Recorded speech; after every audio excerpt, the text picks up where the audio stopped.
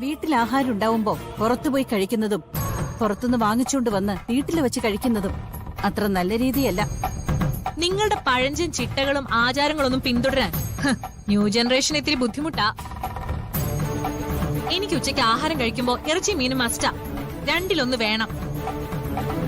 അത് ദിലിക്കും അറിയാവുന്നതാ. ഇറച്ചി മീന് മാത്രം കഴിക്കുന്ന മരുമോളെ വേണമെന്ന് ഞാൻ വാശി പിടിച്ചിട്ടൊന്നുമില്ല. ഭക്ഷണം കഴിക്കുമ്പോഴെങ്കിലും അമ്മയ്ക്കൊന്നും ഉണ്ടായിരുന്നൂടെ? ഞാൻ എന്തിനാടാ മിണ്ടാതിരിക്കുന്നേ? നീ ഒരുത്തി ഇങ്ങോട്ട് കൂട്ടിക്കൊണ്ട് വന്നപ്പോ ഈ വീടിന്റെ രീതി എന്താണെന്നെങ്കിലും അവളെ പറഞ്ഞ് മനസ്സിലാക്കി കൊടുക്കണായിരുന്നു. അമ്മ ഭയങ്കര പുലിയാണെന്നൊക്കെ ദിലി പറഞ്ഞിട്ടുണ്ട്. ഈ ജനറേഷൻ പെൺകുട്ടികൾക്കേ അത്തരം പുലികളെ ഒന്നും വലിയ പേടിയൊന്നുമില്ല. ഞാൻ ആരെയും പേടിപ്പിക്കാറില്ല. ഇങ്ങോട്ട് വിളച്ചില് കാണിച്ച വിട്ടു കൊടുക്കാറുമില്ല. അതെ, ചില്ലി ചിക്കൻ വാങ്ങിച്ചില്ലായിരുന്നു ദിലി? കിട്ടിയില്ല. ഓ, വേണമെങ്കിലൊന്ന് ടേസ്റ്റ് ചെയ്ത് നോക്ക്. കറികളൊക്കെ എങ്ങനെയാ വെക്കണ്ടേന്നൊന്ന് പഠിക്കാം. നിന്റെ അമ്മ വീട്ടിലില്ലേ? അവരെ കൊണ്ടുവന്ന് ഇവിടെ നിർത്തി പഠിപ്പിക്ക്. ദേ, എന്റെ അമ്മയെ പറഞ്ഞോണ്ടല്ലോ. അങ്ങനെയാണെങ്കിലേ നീ മര്യാദക്ക് സംസാരിക്കാൻ. ഒന്ന് ഇരിക്കുന്നതിനെ അമ്മ ഒന്ന് പോയേ. എന്നോട് കയർക്കാതെ ഇവളോട് മര്യാദക്ക് സംസാരിക്കണമെന്ന് പറയാ.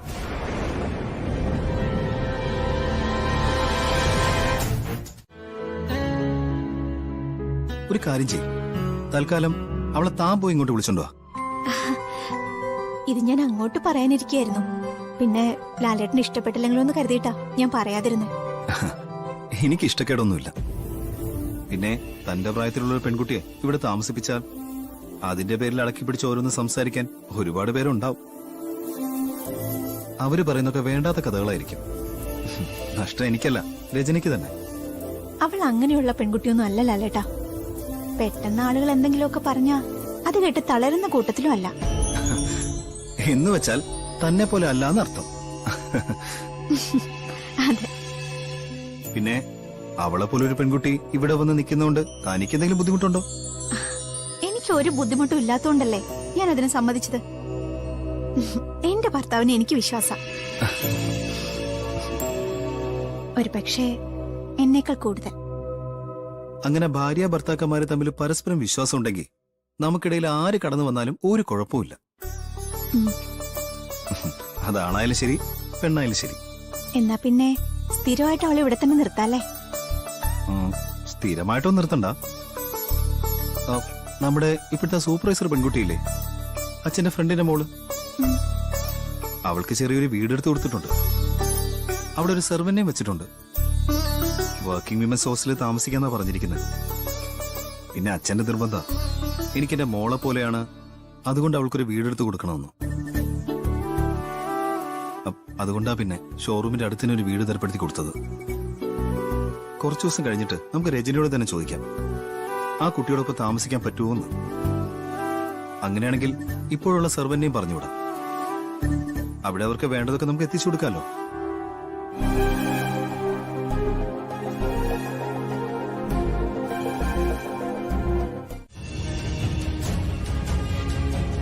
അവര് പോയപ്പോ എന്താ സന്തോഷത്തോടെ അവരെ യാത്രയാക്കാത്തത്?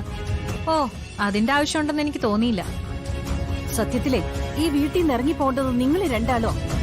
രചന വാശി പിടിച്ചുകൊണ്ട് മാത്രം ആ കുട്ടിയെ ഞാനിപ്പോ ദീപയ്ക്കൊപ്പം പറഞ്ഞു വിട്ടത്. അതിലെനിക്ക് കടുത്ത വേദനയുണ്ട്.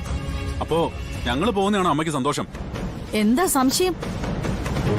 എന്റെ സന്തോഷം കളയാൻ ഒരാളുണ്ടായിരുന്നു, അഡ്വക്കേറ്റ് വിജയകുമാർ. അയാള് പോയതോടെ ഒന്ന് മനസമാധാനം കിട്ടി തുടങ്ങിയതാ. അതിന്റെ ഇടയ്ക്ക് നീ ഒരു രാജകുമാരിയെ കെട്ടി ഇങ്ങോട്ട് എഴുന്നള്ളിച്ചത്. ദേ, ഒരുമാതിരി എന്നെ കളിയാക്കരുത്, ഞാൻ പറഞ്ഞേക്കാം. കളിയാക്കി നീ എന്ത് ചെയ്യൂടി? പറയുന്നതിന്റെ അളവും തൂക്കവും അനുസരിച്ച് ഞാൻ തിരിച്ചു മറുപടി പറയും. നീ പറഞ്ഞോ, എന്ത് വേണമെങ്കിലും പറഞ്ഞോ. അതൊക്കെ കേട്ടിട്ട് നിന്റെ മുന്നിൽ പഞ്ചപുച്ഛം അടക്കി ഞങ്ങൾ ആരും നിൽക്കില്ല. രജനി ഇവിടെ ഇല്ലെങ്കിലും നിനക്ക് ഈ വീട്ടിലെ താമസം ശ്വാസമുട്ടലായിരിക്കും. കാരണം നീ അതുപോലൊരു വീട്ടിൽ നിന്ന് ഇങ്ങോട്ട് വന്നിരിക്കുന്നെ. നീ ഇപ്പൊ ഇവിടെ കാണിച്ചു കൂട്ടുന്നതൊക്കെ നിന്റെ വീട്ടിലെ സംസ്കാരം. എന്റെ വീട്ടിലെ സംസ്കാരത്തെ പറ്റിയൊന്നും നിങ്ങൾ കൂടുതൽ സംസാരിക്കണ്ട. നിങ്ങൾ വളർത്തിയതാണല്ലോ രണ്ട് പെമ്മക്കളെ. ഒരു സമയത്ത് മൂത്ത മോളുടെ അഴിഞ്ഞാട്ടം സോഷ്യൽ മീഡിയയിൽ നിറഞ്ഞു നിൽക്കുമായിരുന്നല്ലോ. ഇളയവള് മോശമാണോ? അവള് കറങ്ങി നടക്കുന്നതേ ഒരു ഗുണ്ടയ്ക്കൊപ്പം. ബുള്ളറ്റ് ജഗൻ എന്ന പേര് കേട്ടാലേ ഒരുമാതിരിപ്പെട്ട പെൺകുട്ടികളൊന്നും അവന്റെ അടുത്തേക്ക് പോവില്ല. ഹ, എന്നാൽ ഇവിടെ ഒരുത്തി അവനുമായിട്ട് ചുറ്റിത്തിരിയുവാ അടുത്ത പേരുദോഷം കേൾപ്പിക്കാൻ. ഈ നിൽക്കുന്ന എന്റെ മോനേക്കാൾ എനിക്കിപ്പോ വിശ്വാസം ആ ഗുണ്ടയെ. ആയിരിക്കും. അങ്ങനൊരു അമ്മയുടെ മക്കൾക്കല്ലേ ഇതുപോലെ ആകാൻ പറ്റൂ.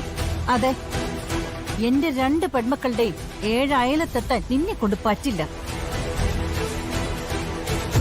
പണത്തിന്റെ അഹങ്കാരം തലയ്ക്ക് പിടിച്ച് നടക്കുന്നവളാ നീ.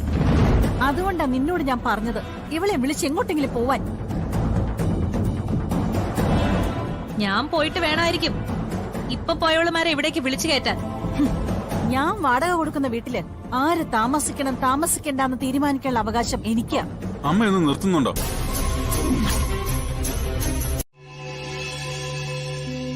അത് ഈ രചനയല്ല, തെറ്റിദ്ധാരണ മൂലം പ്രതികാര ചിന്തയോടെ നടന്ന രചനയാണ്. എങ്കിലും അതൊക്കെ ഇപ്പോഴും എന്റെ മനസ്സിനെ വല്ലാതെ നോവിക്കുന്നുണ്ട്. നിങ്ങളൊക്കെ സ്നേഹിക്കാൻ മാത്രം അറിയാവുന്നവരാ. അതിന്റെ പേരിലാണ് പലപ്പോഴും പല യുദ്ധങ്ങളും ഉണ്ടായിട്ടുള്ളത്. പക്ഷേ നമ്മുടെ മനസ്സിൽ നന്മയുണ്ടെങ്കിൽ തെറ്റിദ്ധാരണകളൊക്കെ മാറി നമ്മളെല്ലാം ഒന്നിച്ചിരിക്കും. ആ, ജഗന്റെ കാര്യം തന്നെ എടുക്കാം. അങ്ങനെ ഒരാള് നമ്മുടെ സഹായത്തിനെത്തിയില്ലേ? അതൊക്കെ വേണ്ട സമയത്ത് മുകളിൽ ഒരാൾ ചെയ്യുന്നതാണ്. ലാലേട്ടന്റെ അമ്മയിൽ നിന്നുള്ള ഭീഷണി മാറിയല്ലേ? ഓ, അതിലൊരു ഉറപ്പുമില്ല.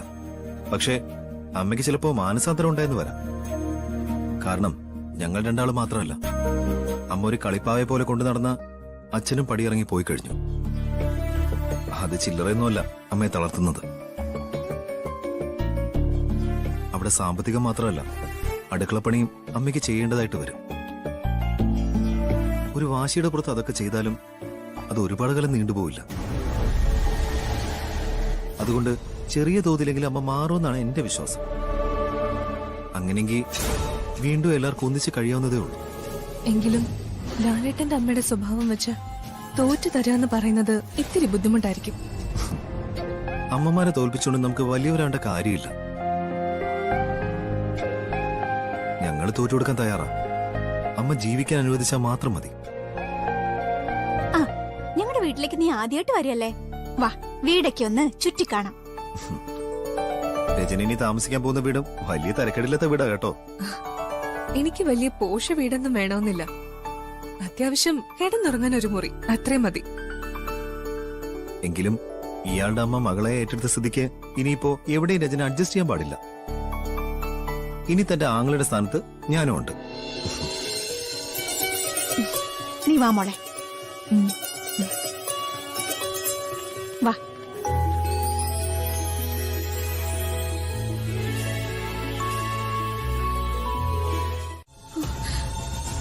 ഭഗവാനെ, അച്ഛന്റെ ഫോട്ടോ ഇവര് കാണരുതേ. ഈ മുറി വൃത്തിയാക്കിയിട്ടിരിക്കുകയാണല്ലേ? ആ, അതെ. ഇവിടെ കൊതുകിന്റെ ശല്യം ഉണ്ടോ? ഏയ്, ഇവിടെ അങ്ങനത്തെ പ്രശ്നമൊന്നുമില്ല.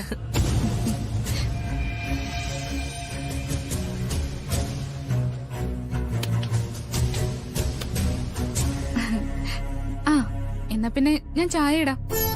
ആ, ഞങ്ങളും വരുന്നുണ്ട് അടുക്കളയിലേക്ക്. ഞങ്ങൾക്കും എല്ലാം കാണണ്ടേ? എന്നാ വാ.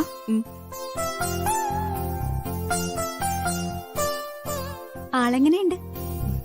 എന്തോ ഒരു പതർച്ചയുള്ള പോലെ തോന്നി. ഹേയ്, ആള് പാവാ. കമ്പനി കൂടാൻ പറ്റിയ പെൺകുട്ടിയാ. നല്ല സ്വഭാവം അല്ലെങ്കിൽ ലാലേട്ടന്റെ അച്ഛൻ ഒരിക്കലും ഹരിതയെ കുറിച്ച് നല്ലത് പറയില്ല. ഇത് അച്ഛൻ സ്വന്തം മകളായിട്ട് ഹരിതയെ കാണുന്നത്. കാണുമ്പോ തന്നെ അറിയാം ആളൊരു പാവാന്ന്. ഇനി നീയായിട്ടത് മാറ്റിയെടുക്കാതിരുന്ന മാത്രം മതി.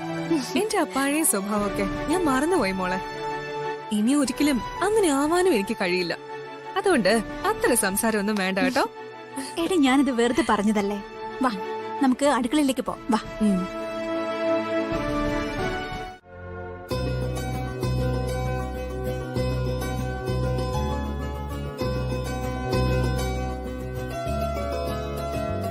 ഇങ്ങോട്ട് വരണമെന്ന് കരുതിയതല്ല. അതിരാവിലെ ഒരു 3 മണിക്ക് ഉറക്കമുണർന്നപ്പം മോളെ ഒന്ന് കാണണമെന്ന് തോന്നി. പിന്നെ രാവിലെ 7 മണിക്ക് കുട്ടികൾക്ക് ട്യൂഷൻ എടുക്കാൻ രചന പോകുമെന്നറിയാം. അതിന്റെ ഇടയ്ക്ക് മോളെ വന്നൊന്ന് കണ്ടിട്ട് പോകാമെന്ന് കരുതി. എന്നെ മാത്രം കാണാൻ വേണ്ടി വന്നതാണോ അതോ മോനെയും മരുമോളും കൂടെ കാണാനാണോ? മോളെ കാണാൻ തന്നെയാ വന്നത്. എപ്പോഴും ജയനെ കാണാൻ വന്നാലേ അവന് സംശയം തോന്നില്ലേ? ഞാൻ ഇന്നലെ അവൻ വിളിച്ചപ്പോ പറഞ്ഞതേ ഞാൻ ഗുരുവായൂരാന്നാ. അവിടുന്ന് ഏതായാലും ഈ സമയത്ത് ഇവിടെ വരാൻ പറ്റില്ലല്ലോ. പിന്നെ മോള് രചന എന്ന പെൺകുട്ടിക്കൊപ്പം താമസം തുടങ്ങിയെന്നറിഞ്ഞപ്പോ ചെറിയൊരു ടെൻഷൻ തോന്നി. അതിന്റെ ഒന്നും ആവശ്യമില്ല അച്ഛാ. രജനേച്ചി അത്ര നല്ല സ്വഭാവക്കാരിയൊന്നും ആയിരുന്നില്ല. പക്ഷെ ദീപയുടെ അമ്മ നിരപരാധിയാണെന്ന് അവൾ അറിയുന്നത് വരെ. പക്ഷെ ഇപ്പൊ അങ്ങനല്ല. ദീപേച്ചി പോലെ വിശ്വസിക്കാൻ പറ്റുന്ന കൂട്ടത്തിലാ. ജയനും ദീപയും ആ വിശ്വാസത്തിൽ ഇവിടെ കൊണ്ടാക്കിയ സ്ഥിതിക്ക് ഇനി പേടിക്കാനൊന്നുമില്ല. എങ്കിലും മോള് താമസിക്കുന്ന വീടൊക്കെ ഒന്ന് കാണുമെന്ന് തോന്നി. ഇവിടേക്ക് ദീപേച്ചിയും രജനേച്ചിയും വന്ന സമയത്തെ എന്റെ മുറിയിലേക്ക് അവര് വന്നപ്പോ അവിടെ മേശപ്പുറത്ത് അച്ഛന്റെ ഫോട്ടോ ഉണ്ടായിരുന്നു. അയ്യോ, പേടിക്കണ്ട, ആരും കണ്ടിട്ടൊന്നുമില്ല. അതിനുള്ള ഇടം കൊടുത്തിട്ടുമില്ല. ഇനി അത്തരം അബദ്ധമൊന്നും പറ്റരുത് മോളെ. നമ്മളൊരു കുടുംബത്തെ പോലെ സെക്കൻഡറാബാദിൽ കഴിഞ്ഞാണെന്നും കോട്ടയത്ത് ഞാൻ വരാറുണ്ടെന്നുമൊക്കെ ഒരു വിധത്തിൽ പറഞ്ഞൊപ്പിച്ചിട്ടുണ്ട്. എങ്കിലും ജയനുണ്ടല്ലോ, അവൻ ബുദ്ധിമാനാ. എന്തെങ്കിലും സംശയം തോന്നിയാല് ഇടയ്ക്കിടയ്ക്ക് ഞാൻ തീർത്ഥാടനത്തിനെന്നും പറഞ്ഞ് വീട്ടിൽ നിന്ന് പോകുന്നത് ഉൾപ്പെടെയുള്ള കാര്യങ്ങള് അവൻ റീവൈൻഡ് ചെയ്തെടുക്കും. ആരോ വന്നല്ലോ. അയ്യോ, രജനിക്ക് ഷോറൂമിൽ പാർട്ട് ടൈമായിട്ട് ഞാൻ ജോലി എടുക്കാന്ന് പറഞ്ഞതാ. പിന്നെ ഇങ്ങനെ വെളുപ്പാങ്കാലത്ത് എഴുന്നേറ്റ് ട്യൂഷനൊന്നും പോകേണ്ട കാര്യമില്ലല്ലോ. എല്ലാ രീതിയിലും സാറിനെ ബുദ്ധിമുട്ടിക്കുന്നതിന് ചേച്ചിക്ക് എന്തോ ഒരു വിഷമം പോലെ. അത് അവളുടെ ഒരുതരം കോംപ്ലക്സാ. ഞങ്ങക്ക് എന്ത് ബുദ്ധിമുട്ടാ ഉള്ളത്? ഹരിതയും കൂടെ ഒന്ന് സംസാരിച്ച് ശരിയാക്കി എടുക്കണം. ഉഹും, ഉം. ആ പിന്നെ എന്റെ അച്ഛൻ വിളിക്കാൻ പറ്റോ ചെയ്തായിരുന്നോ? ആ, ഒരു തവണ വിളിച്ചിരുന്നു. ആ, എന്നെ വിളിക്കുമ്പോഴൊക്കെ ഹരിതയുടെ കാര്യം ചോദിക്കും കേട്ടോ. എന്നോടും എപ്പോഴും പറയും ഹരിതയെ പ്രത്യേകം നോക്കണമെന്ന്. അത് കേൾക്കുമ്പോ എനിക്ക് തോന്നാറുണ്ട് ഹരിത ഇനി അച്ഛന്റെ മോളാണോന്ന്. അതെ, ഒരച്ഛൻ മകളെ കുറിച്ച് അന്വേഷിക്കുന്ന പോലെ എന്റെ അച്ഛൻ ഓരോന്ന് ചോദിക്കുന്നത്. പാവം, ഇപ്പൊ ഗുരുവായൂരാ. അച്ഛനു വേണ്ടി പ്രാർത്ഥിക്കാനൊന്നുമല്ല, ഞങ്ങൾക്കൊക്കെ വേണ്ടി പ്രാർത്ഥിക്കാനാ പോയിരിക്കുന്നത്. ആ, ഞാൻ ചായ എടുക്കട്ടെ? ആ, ആയിക്കോട്ടെ. ആ, വീട് കൊള്ളാല്ലേ? ഞാൻ ശരിക്കൊന്നും കണ്ടില്ല. ബ്രോക്കറാണല്ലോ എല്ലാം ഏർപ്പാട് ചെയ്തേ. ചായയും കുടിച്ച് വീടൊക്കെ ഒന്ന് ചുറ്റി നടന്ന് കാണാം. ആ, ശരി, ഞാൻ ചായ എടുക്കാം. ഉം. വാ, ഇരിക്കും.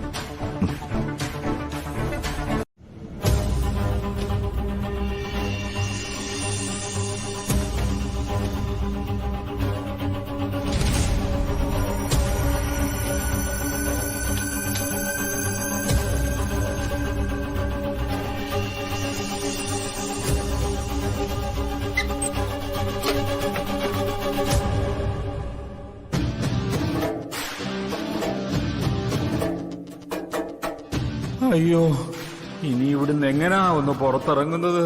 എന്റെ ഭഗവാനേ. രജനേച്ചി, വാ കഴിക്കാം. ഫുഡ് എടുത്തു വെച്ചു. ആ, കഴിക്കാം. പിന്നെ രാവിലെ എഴുന്നേക്കുമ്പോഴേ എന്നെ കൂടി വിളിക്കാം കേട്ടോ. അങ്ങനെ എനിക്ക് ഒറ്റയ്ക്ക് ജോലി ചെയ്യണ്ടല്ലോ. അതെ, നമ്മൾ രണ്ടാളും മാത്രമല്ലേ ഉള്ളു ഹരിതേ. അപ്പൊ പിന്നെ എനിക്കിതൊന്നും വലിയ ഭാരമല്ല. അല്ല, അവര് വന്ന സ്ഥിതിക്ക് അവർക്ക് കൂടി ഫുഡ് കൊടുത്തിട്ട് വിട്ടാ മതിയായിരുന്നല്ലോ. ചായ കൊടുത്തു, പിന്നെ ഫുഡ് കഴിക്കാൻ വിളിച്ചാ അവര് നിക്കില്ല. അത് മാത്രമല്ല, നമുക്ക് രണ്ടാൾക്ക് മാത്രമുള്ള ഫുഡല്ലേ ഉണ്ടാക്കിയിരുന്നുള്ളൂ. ദോശമാവുണ്ടായിരുന്നല്ലോ. പെട്ടെന്ന് 5-6 ദോശ ചുടാനാണോ പാട്? അവര് ജസ്റ്റ് വീടൊന്ന് കാണാനായിട്ട് വന്നതല്ലേ, അതുകൊണ്ടാ ഞാൻ നിർബന്ധിക്കാത്തെ. അല്ല, ഇനി എന്താ പരിപാടി? ഓ, ഇന്ന് പ്രത്യേകിച്ച് പരിപാടിയൊന്നുമില്ല. ഞാൻ ഇവിടെ തന്നെ കാണും. ആ, ഒരു കാര്യം ചെയ്യാം. ശരി, ഞാൻ വരാം.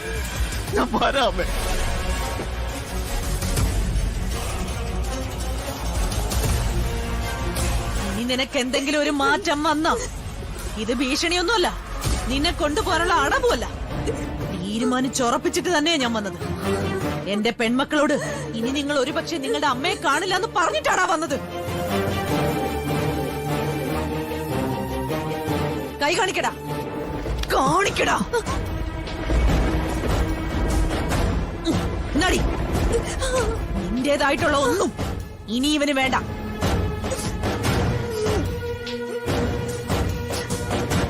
നീ അന്തസ്സുള്ളവളാണെങ്കിൽ ആ താലി ഒഴിച്ചു കൊടുക്കടി. ഇനിയിപ്പൊ ഇത് കഴുത്തി കിടന്നാലും അത് അറുത്തു മാറ്റിയതുപോലെയാ. എനിക്കൊപ്പം ഇവൻ വന്നു കഴിഞ്ഞ പിന്നെ ഒരിക്കലും നീ ഇവനും തമ്മിൽ കാണാൻ പോകുന്നില്ല.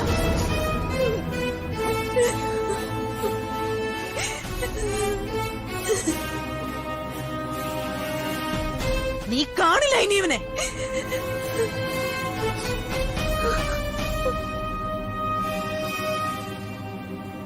ഞാനൊന്ന് കൈയും മുഖവും കഴുകി വരുന്ന സമയം അതിനുള്ളിൽ നീ ഈ പടി കടന്ന് എവിടെയാണെന്ന് വെച്ചാ പൊയ്ക്കോ.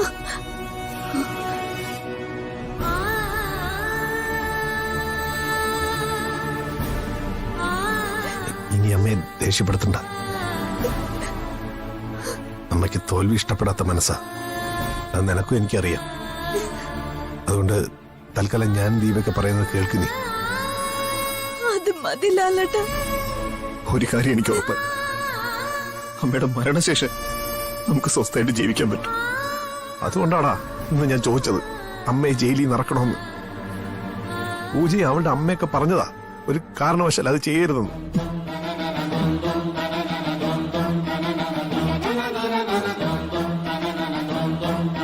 ക്രിമിനൽ സ്വഭാവമുള്ളത് അച്ഛനായാലും അമ്മയായാലും അവർ കിടക്കേണ്ടത് ജയിലില്ല.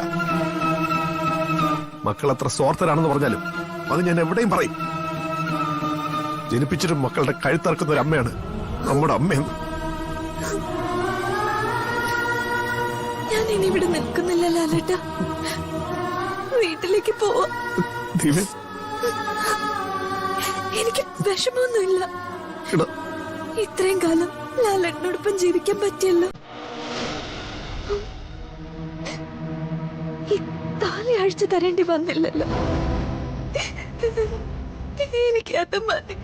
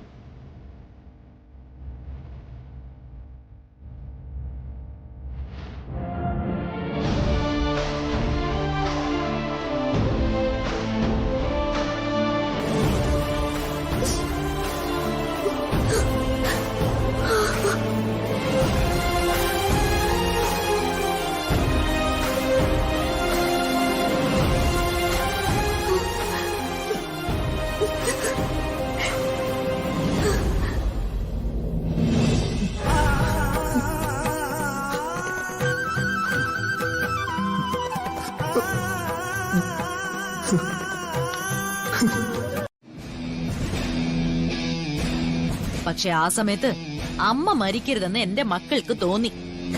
മക്കളെന്ന് പറയുമ്പോ ഇവൻ മാത്രമല്ല, വേറൊരുത്തനും ഇവിടെ ഉണ്ടായിരുന്നു. ഞാൻ മരിച്ചെന്ന് കരുതി തള്ളിക്കളഞ്ഞവൻ. അപ്പൊ ഹരിയേട്ടനും ഉണ്ടായിരുന്നോ? ഓ, രണ്ടിനെ സാക്ഷി നിർത്തിയാ ഞാൻ സ്വയം കത്തിത്തീരാൻ നോക്കിയത്. എന്നിട്ടും ഇവൻ എനിക്കൊപ്പം വരാമെന്നൊന്നും പറഞ്ഞില്ല. ഒടുവിൽ അവളാ പറഞ്ഞത് പൊയ്ക്കോളാൻ. അവൾക്കറിയാം അമ്മയെ കൊന്നു കഴിഞ്ഞ കാര്യങ്ങൾ അത്ര പന്തിയാവില്ലെന്ന്. അവളെന്നിട്ട് ആ വീട്ടിൽ നിന്ന് പോയോ? ആ, അതൊന്നും എനിക്കറിയില്ല. ചിലപ്പോ പോയി കാണും. ഇനി അവൾ അവിടെ താമസിക്കുകയാണെങ്കിൽ താമസിച്ചോട്ടെ, എന്നിട്ട് വാടക അവള് തന്നെ കൊടുത്തോട്ടെ. എന്തായാലും ഇവന്റെ സഹായവും സാമീപ്യവും ഒന്നും ഇനി അവൾക്ക് കിട്ടാൻ പോകുന്നില്ല. ഈ വീടിന്റെ നെടും തൂണായവനെ എനിക്ക് വേണം. മൂത്തവനും ഭൂലോക പാഴായ അവന്റെയൊക്കെ അച്ഛനും പൊയ്ക്കോട്ടെ, എവിടെയെങ്കിലും ഒക്കെ പോയി തൊലയട്ടെ. എന്നാലും ജയനെ വിട്ടുകളയാൻ എനിക്ക് പറ്റില്ല. നിന്റെ കല്യാണം ഉൾപ്പെടെ പലതും ആർഭാടമായിട്ട് നടത്തേണ്ടവനവൻ. കാർത്തി ഒട്ടും ഇഷ്ടല്ല ജയേട്ടന്. അതൊക്കെ ഇഷ്ടപ്പെട്ടോളും. അളിയനും തോളോട് തോള് ചേർന്ന് നടന്നോളും. അതിനു വേണ്ട വിദ്യയൊക്കെ എനിക്കറിയാം.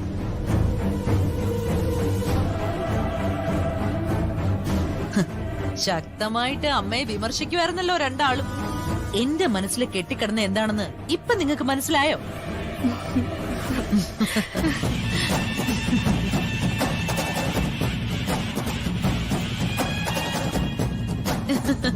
വാ.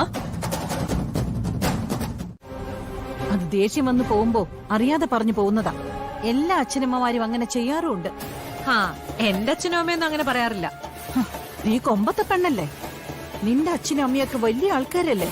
അതുകൊണ്ട് അവര് പറയത്തില്ലായിരിക്കും. ഞാൻ സാമാന്യ ജനത്തിന്റെ കാര്യ പറഞ്ഞത്. ഉള്ളത് പറയാലോ. നിങ്ങളുടെ മൂത്ത മകൻ ഒരു ഡോക്ടറാണെന്ന് നിങ്ങൾക്ക് മേനി പറയാം. അതിന്റെ താഴെയുള്ള രണ്ടുപേരെ കുറിച്ച് നിങ്ങൾക്ക് എന്താ പറയാനുള്ളത്? ഒരുത്തി ഗുണ്ടയുടെ കാമുകി, വേറൊരുത്തി പേര് ദോഷവും കേൾപ്പിച്ചിട്ട് ദേ ഇപ്പൊ ഭർത്താവിനെയും കളഞ്ഞിട്ട് ഇങ്ങോട്ട് വന്നിരിക്കുന്നു. അതെ, അതങ്ങനെ തന്നെയാ. അതെ, എനിക്ക് അപമാനമൊന്നുമല്ല. നിനക്ക് കുറച്ചിലായി തോന്നുന്നുണ്ടെങ്കിലേ നിനക്ക് നിന്റെ ഭർത്താവിന്റെ കൂടെ പോവാന്ന് ഞാൻ പറഞ്ഞതായിരുന്നല്ലോ. പിന്നെ എന്തിനു വീണ്ടും ഇവിടെ കടിച്ചു തൂങ്ങുന്നേ? ദിയ പറഞ്ഞത് കേട്ടല്ലോ. രജനിയെ ഓടിച്ചതുപോലെ എന്റെ മോളെ ഓടിച്ചു വിടാന്ന് നീ കരുതണ്ട. എന്നെ ഓടിക്കാനല്ലേ നിങ്ങളെല്ലാം കൂടെ നോക്കുന്നത്? മരുമോളുടെ സ്ഥാനത്ത് നിന്ന ഏതൊരമ്മായിമ്മയും അവരൊഴിവാക്കാൻ ശ്രമിക്കില്ല. എന്നാലും അവരുടെ മൂത്ത മോനല്ലേ ദിലി. ആ നിലയ്ക്ക് നിങ്ങളുടെ വാക്ക് താഴെയുള്ളവർ കേക്കണ്ടേ? ഹ്, ഇളയ ഒരുത്തിയുണ്ട്. അവൾ എന്നെ ഒന്ന് തല്ലിയടങ്ങുമെന്നും പറഞ്ഞ് നടക്കുക. എന്നെ കുറ്റപ്പെടുത്തും. എന്റെ അച്ഛന്റെ അമ്മയുടെയും വളർത്തു ദോഷം കൊണ്ടാ ഞാൻ ഇങ്ങനെ ആയിപ്പോയെന്ന് നിങ്ങളുടെ അമ്മ പറയും. അവളുമാരോ? നീ ഒന്ന് പതുക്കെ പറ. ഞാൻ പതുക്കെ പറയാനൊന്നും പോകുന്നില്ല. പറയേണ്ടത് ഒച്ചത്തിൽ തന്നെ പറയും. മുഖത്ത് നോക്കി പറയണമെങ്കിൽ അതും പറയും. ഹ്, മൂത്തോളുടെ ഭർത്താവ് പുണ്യവാനാണെന്നൊക്കെയാ അമ്മച്ചി പറഞ്ഞുകൊണ്ട് നടക്കുന്നത്. അവൻ ബുദ്ധിമാനാ, ദിലിയേട്ടന്റെ അച്ഛൻ പറയുന്നത് പോലെ. അവൻ അവന്റെ കാര്യം കഴിഞ്ഞപ്പോ അവളെ തള്ളിക്കളഞ്ഞു. അതിനൊരു കാരണം ഉണ്ടാക്കി അവന്റെ അമ്മയെ കൊണ്ട്. ഇനി നോക്കിക്കോ, അവൻ വേറെ കെട്ടും. ഇവള് വിധവയെ പോലെ കഴിയുകയും ചെയ്യും, നിങ്ങൾക്കൊക്കെ ഒരു ബാധ്യതയായിട്ട്. എനിക്ക് ബാധ്യതയൊന്നും ആവില്ല. ഞാൻ എന്റെ നയം വ്യക്തമാക്കി കഴിഞ്ഞു. നിന്റെ നിലപാടാ എന്നെ ബുദ്ധിമുട്ടിക്കുന്നത്. നമുക്ക് നിസ്സാരമായിട്ട് ഇവിടുന്ന് മാറി താമസിക്കായിരുന്നു. പക്ഷെ നീ നിന്നിടത്ത് തന്നെ നിൽക്കല്ലേ. കുറച്ചു നാളൂടെ ഞാൻ ഇങ്ങനെ തന്നെ നിൽക്കും. ഞാൻ പറഞ്ഞല്ലോ, രചനയെന്ന് പറഞ്ഞവളെ ഇവിടുന്ന് പുകച്ച് പുറത്തു ചാടിക്കുന്നു. അത് നടന്നില്ലേ? അതുപോലെ തന്നെ നിങ്ങളുടെ അമ്മയുടെയും ഇളയ പെങ്ങളുടെയും അഹങ്കാരത്തിന് കുറച്ചുകൂടെ എല്ലാവർക്കും ശ്വാസം മുട്ടൽ ഉണ്ടാക്കിയിട്ടേ ഞാൻ ഇവിടുന്ന് പോവും. എന്റെ അച്ഛനും അമ്മയും അങ്ങനെ തന്നെയാ പറയുന്നത്. ഇതിന്റെ ഇടയിൽ കിടന്ന് നട്ടം തിരിയുന്ന എന്നെ പറ്റി നീ ചിന്തിക്കുന്നേയില്ല. നിങ്ങളെ പറ്റി ഞാൻ നന്നായി ചിന്തിക്കുന്നുണ്ട്. നമ്മുടെ ഭാവി സുരക്ഷിതമാണ്. അതിന് വേണ്ടതൊക്കെ എന്റെ അച്ഛനും അമ്മയും ചെയ്യും. എന്നാ ദിലിയേട്ടൻ അറിയാലോ, എന്നോട് വാശി കാണിക്കുന്നവരെ ഇന്നേ വരെ ഞാൻ വിട്ടുകളഞ്ഞിട്ടില്ല. അവരെന്റെ അമ്മയും പെങ്ങന്മാരും അല്ലേ നയന? അതാണ് എനിക്ക് ഇത്രയും സങ്കടം. ഞാൻ ഇവിടെ കയറി വന്ന നാൾ മുതൽ മകന്റെ ഭാര്യ എന്നൊരു പരിഗണന ദിലിയേട്ടന്റെ അമ്മ എനിക്ക് തന്നിട്ടില്ല. നാത്തൂൻ എന്നൊരു പരിഗണന പെങ്ങന്മാരും തന്നിട്ടില്ല. അതിന്റെ ഒരു ദേഷ്യം എന്റെ ഉള്ളിൽ കിടക്കുവാ. മൂത്തവളും അത്ര പാവൊന്നുമല്ല. അവൾ എവിടെയോ തെണ്ടിത്തിരിഞ്ഞ് നടന്ന് പേരുദോഷം കേൾപ്പിച്ചിട്ട് ഇപ്പൊ അവളെക്കാ മോശം ഞാനാണെന്നാ സംസാരം. ഞാൻ ഇവിടെ നിൽക്കുന്നതിനൊരു ഉദ്ദേശമുണ്ട്. ദിലിയേട്ടൻ നോക്കിക്കോ, നിങ്ങളുടെ അമ്മയും പെങ്ങന്മാരെയും മര്യാദ പഠിപ്പിച്ചിട്ടേ ഞാൻ ഇവിടുന്ന് പോത്തുള്ളൂ. അവരെ കൊണ്ട് ഞാൻ എന്റെ കാല് പിടിപ്പിക്കും. അതിനുള്ള കാരണം അവരായിട്ട് തന്നെ ഉണ്ടാക്കും. ഇതിനൊന്നിനും എന്നെ ബലിയാടാക്കരുത്. എനിക്ക് അത്രേ ഉള്ളൂ. ഒരു കാര്യത്തിൽ മാത്രമേ ഞാൻ നിങ്ങളെ തള്ളി പറയൂ. എന്തെങ്കിലും ഒരു പ്രശ്നം ഉണ്ടാവുമ്പോ എന്നെ തള്ളിക്കളഞ്ഞിട്ട് അവർക്കൊപ്പം നിന്നാ മാത്രം. എപ്പോഴെങ്കിലും ഞാനങ്ങനെ നിന്നിട്ടുണ്ടോ? ഇല്ല. ദിലിയേട്ടന് ഞാൻ പഠിക്കുമായിരുന്നു. അവിടെയാണ് നിങ്ങളോടുള്ള സ്നേഹം എനിക്ക് കൂടുന്നത്. എനിക്കൊപ്പം നിൽക്കുന്നവർക്ക് വേണ്ടി ഞാൻ എന്തും ചെയ്യും. വെറുത്താലുണ്ടല്ലോ, അവരുടെ ജീവിതം നരകമാക്കാനായിരിക്കും പിന്നെ എന്റെ ശ്രമം. ഞാൻ തളയ്ക്കാനൊന്നും പോകുന്നില്ല. പക്ഷെ പറഞ്ഞത് കേട്ടല്ലോ, എന്റെ നിർദ്ദേശങ്ങൾക്കനുസരിച്ചേ നീ ഇനി ജീവിക്കാവൂ. അത് ഷോറൂമിലായാലും ശരി, ഇവിടെ ആയാലും ശരി. അതുപോലെ തന്നെ നിന്റെ ഭാവിയെക്കുറിച്ച് എനിക്ക് ചിലതൊക്കെ തീരുമാനിക്കാനുണ്ട്. നേരത്തെ ഞാൻ ജയിലിൽ കിടന്നപ്പോ നീ സ്വയം നിന്റെ ജീവിതം തിരഞ്ഞെടുക്കുമായിരുന്നു. നിനക്കിഷ്ടപ്പെട്ട പെണ്ണിനെ നീ കണ്ടെത്തുമായിരുന്നു. എന്നിട്ട് കള്ളങ്ങള് പറഞ്ഞ് എന്നെ വിശ്വസിപ്പിച്ച് അവളെ ഈ വീടിന്റെ മരുമകളാക്കുമായിരുന്നു. എന്നാ ഇനി അങ്ങനെയല്ല. ഞാനായിരിക്കും നിന്റെ ജീവിതം ചിട്ടപ്പെടുത്തുന്നത്. ഈ ലോകത്ത് ഇങ്ങനെ മക്കളെ തളിച്ചിരുന്ന അമ്മമാരുണ്ടാവോ? എല്ലാ അമ്മമാരെയും പോലെ അല്ലടാ ഞാൻ. ഈ ലോകത്ത് ജയിലിൽ കിടന്ന എത്ര അമ്മമാരുണ്ടാവും? അതാ ഞാൻ പറഞ്ഞത്, എല്ലാവരിൽ നിന്നും വ്യത്യസ്തയാണ് ഞാനെന്ന്. അതുകൊണ്ട് എന്റെ മക്കൾ അതിനനുസരിച്ച് അമ്മയെ അറിഞ്ഞു ജീവിക്കണം. അമ്മ ജീവിച്ചിരിക്കുന്നത് വരെ. അമ്മ ഈ പാപങ്ങളൊക്കെ എവിടെ കൊണ്ടുപോയി കഴിക്കളെ? നിന്റെ അച്ഛൻ പോയ പോലെ ഞാൻ തീർത്ഥാടനത്തിനൊന്നും പോകുന്നില്ല. ഗംഗയിലും യമുനയിലൊന്നും പോയി മുങ്ങാനും പോകുന്നില്ല. ഞാൻ വളർത്തിയ മക്കള് എന്റെ ചൊൽപ്പടിക്ക് നിൽക്കണം. അല്ലാത്തവരെ ഞാൻ പുറന്തള്ളും. എന്നിട്ട് എന്നെ പുറന്തള്ളുന്നില്ലല്ലോ. നിന്നെയും ചാരുവിനെ ഒന്നും എനിക്ക് ഒരിക്കലും പുറന്തള്ളാൻ പറ്റില്ല. കാരണം നിങ്ങളെ രണ്ടാളെയുവാ ഞാൻ എന്റെ ഹൃദയത്തിൽ കൊണ്ടു നടന്നത്. മറ്റു മക്കളെ സ്നേഹിച്ചതിനേക്കാൾ കൂടുതൽ ഞാൻ നിങ്ങളെ രണ്ടാളെ സ്നേഹിച്ചിട്ടുണ്ട്. അതുകൊണ്ട് നിന്റെ മേലെ എനിക്കൊരു അധികാരം വേണം. എനിക്ക് ഈ ജീവിതം ശ്വാസം മുട്ടുക. നാളെ മുതൽ ആ ശ്വാസം മുട്ടൽ അവസാനിപ്പിക്കാമെന്ന് ഞാൻ പറഞ്ഞല്ലോ. രാവിലെ റെഡി ആയിക്കൊള്ളണം ഷോറൂമിലേക്ക് പോവാൻ. നിന്റെ കമ്പനിയാണ് ഈ കുടുംബത്തിന്റെ അത്താണി എന്ന് അമ്മയ്ക്ക് അറിയാം. അതുകൊണ്ട് കമ്പനി പൂട്ടുന്ന ഒരു പ്രവൃത്തിയും ഞാൻ ചെയ്യില്ല. മക്കള് കാശുണ്ടാക്കണം, എന്നാ ആ പണം ഉണ്ടല്ലോ കണ്ണീ കണ്ടവളമാർക്ക് വേണ്ടി ഒഴുക്കി കളയരുത്. അത് കുടുംബത്തിൽ ചെലവാക്കണം. ആ, നിനക്ക് ഇഷ്ടപ്പെട്ടതൊക്കെ ഉണ്ടാക്കി വെച്ചിട്ടുണ്ട്. അത് കഴിച്ചിട്ടേ നന്നായിട്ട് കിടന്ന് ഉറങ്ങാൻ നോക്ക്. നാളെ രാവിലെ തന്നെ പുറപ്പെടണം.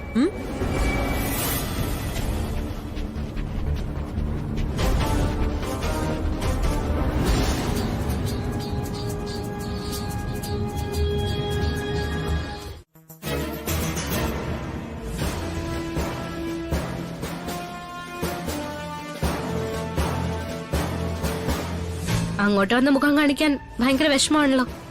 അതുകൊണ്ട് ആളിങ്ങെത്തി. അമ്മ വന്നേ അടിയും തന്ന് താഴോട്ട് കൂട്ടിക്കൊണ്ട് വന്നേനെ. പിന്നെ കാർത്തി ഇവിടെ വന്ന് കണ്ടോളാന്ന് പറഞ്ഞതുകൊണ്ട് അത് വേണ്ടെന്ന് വെച്ചതാ. ഇത്രയും വലിയൊരു മോനെ അമ്മമാര് തല്ലുന്നൊക്കെ മോശമല്ലേ?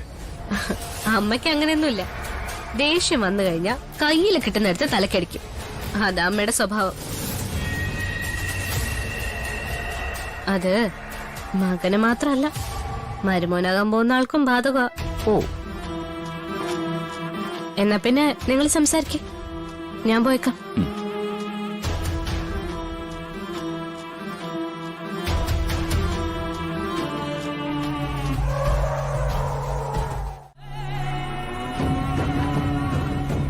എന്റെ ഉദ്ദേശം എന്താണെന്ന് ഇനി ഞാൻ പറഞ്ഞ് മനസ്സിലാക്കി തരണോ? ഞാൻ നിന്റെ അളിയനാവാൻ പോവുക. അത് കഴിഞ്ഞാ പിന്നെ ഒരു ഒഴിയാ ബാധയായിട്ട് ഞാൻ നിന്റെ കൂടെ തന്നെ ഉണ്ടാവും. ആ പിന്നെ ഞാൻ ഇപ്പം വന്നത് നിന്റെ ബന്ധം പൊളിഞ്ഞു എന്നറിഞ്ഞിട്ടാ. ഭാഗ്യലക്ഷ്മിയുടെ മോളെ വിട്ടുകളഞ്ഞത് എന്നെ സംബന്ധിച്ചിടത്തോളം അത്ര ചെറിയ കാര്യമൊന്നുമല്ല. ഞാനും എന്റെ അച്ഛനും ഇന്നത് ആഘോഷിക്കുന്നുണ്ട് ഞങ്ങളുടെ കൂട്ടുകാർക്കൊപ്പം. എന്റെ പെങ്ങളെ നീ കല്യാണം കഴിച്ചു കഴിഞ്ഞാ അവിടെ കൊണ്ട് തീരും നിന്റെ ജീവിതം. ഇത് വേണമെങ്കിൽ നിന്റെ അമ്മയോടും പെങ്ങളോടും ഞാനിപ്പോ തന്നെ പറയാം. നീ ഇങ്ങനെ പറഞ്ഞു പോയി പറയടാ, എനിക്ക് ഒരു പ്രശ്നവുമില്ല. എന്റെ അമ്മയും പെങ്ങന്മാരും ഒക്കെ ദീപ വഴിപഴച്ചവളാണെന്ന് പറഞ്ഞു നടക്കുക. പക്ഷെ അങ്ങനെ ഒരു മുൾക്കിരീടം അവൾക്ക് കൊടുക്കാൻ കാരണക്കാരൻ നീയാ. അയ്യോ, ഞാൻ മാത്രമല്ല, എന്നെക്കാളും അതിന് മുൻകൈ എടുത്ത ഒരാളുണ്ട്, ആ രചന. എന്നാൽ അവളിപ്പോ നിന്റെ അമ്മായി അമ്മയും പെൺമക്കളുമായിട്ട് ഒട്ടി നിൽക്കുക. അതിന്റെ പിന്നിലെ കഥയൊക്കെ എനിക്കറിയാം. ആ, എനിക്കങ്ങനെ കഥകൾ അറിയണമെന്നൊന്നുമില്ല. ഇനി അങ്ങോട്ട് കുറെ അനുഭവങ്ങളുണ്ടാവും, കുറെ പുതിയ പുതിയ കഥകൾ. നിന്റെ കുടുംബത്തില് നിന്നെക്കാൾ അധികാരം എനിക്കുണ്ടാവാൻ പോവുക. എത്ര ദിവസം നിനക്ക് എന്റെ പെങ്ങൾക്കൊപ്പം ജീവിക്കാൻ പറ്റും? എടാ, ഞാനും അത്ര നല്ലവനൊന്നും അല്ല. സദാനന്ദ മുതലാളിയും മോനും തരികിട കാണിച്ചു തന്നെയാ ഈ പരുവത്തിലെത്തിയത്. പിന്നെ ഇടയ്ക്കൊരുത്തിന് ഇടങ്ങേറായിട്ട് കയറി വന്നു, നിന്റെയൊക്കെ രക്ഷകനായിട്ട്, ഒരു ബുള്ളറ്റ് ജഗൻ. അവനില്ലായിരുന്നെങ്കിൽ ദീപെ നീ കെട്ടില്ലായിരുന്നു. ഭാഗ്യലക്ഷ്മി അവളുടെ പെൺമക്കളും ഈ ഭൂമിയിൽ ഉണ്ടാവില്ലായിരുന്നു. അവരുടെ മുന്നിൽ പോയി നിൽക്കാനുള്ള യോഗ്യത പോലും നിനക്കില്ലടാ. അവരെന്ത് ചെയ്തിട്ടാണ് നീയൊക്കെ അവരെങ്ങനെ ദ്രോഹിക്കുന്നത്?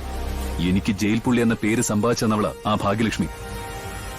അവളുടെ ഇളയ മോളുണ്ടല്ലോ, അവളും എന്റെ ശരീരം ചതയാൻ കാരണക്കാരിയായിട്ടുണ്ട്. അതിന്റെയൊക്കെ പക ഇങ്ങനെ ഉള്ളിൽ കിടന്ന് വളർന്നോണ്ടിരിക്കുക. അപ്പൊ പിന്നെ ഒരു നീക്കുപോക്കിനും സാധ്യതയില്ല. ഇപ്പതേ മൂത്ത മോൻ ഡോക്ടറായിട്ട് വരുമ്പോ അവന്റെ ചെലവിൽ കഴിയാന്നായിരിക്കും അമ്മയും പെങ്ങളും വിചാരിക്കുന്നത്. പക്ഷേ അവൻ അവന്റെ ഇഷ്ടത്തിനൊരു കല്യാണം കഴിച്ചു. ഇനിയിപ്പോ അവൻ അവന്റെ പാട് നോക്കി പൊയ്ക്കോളും.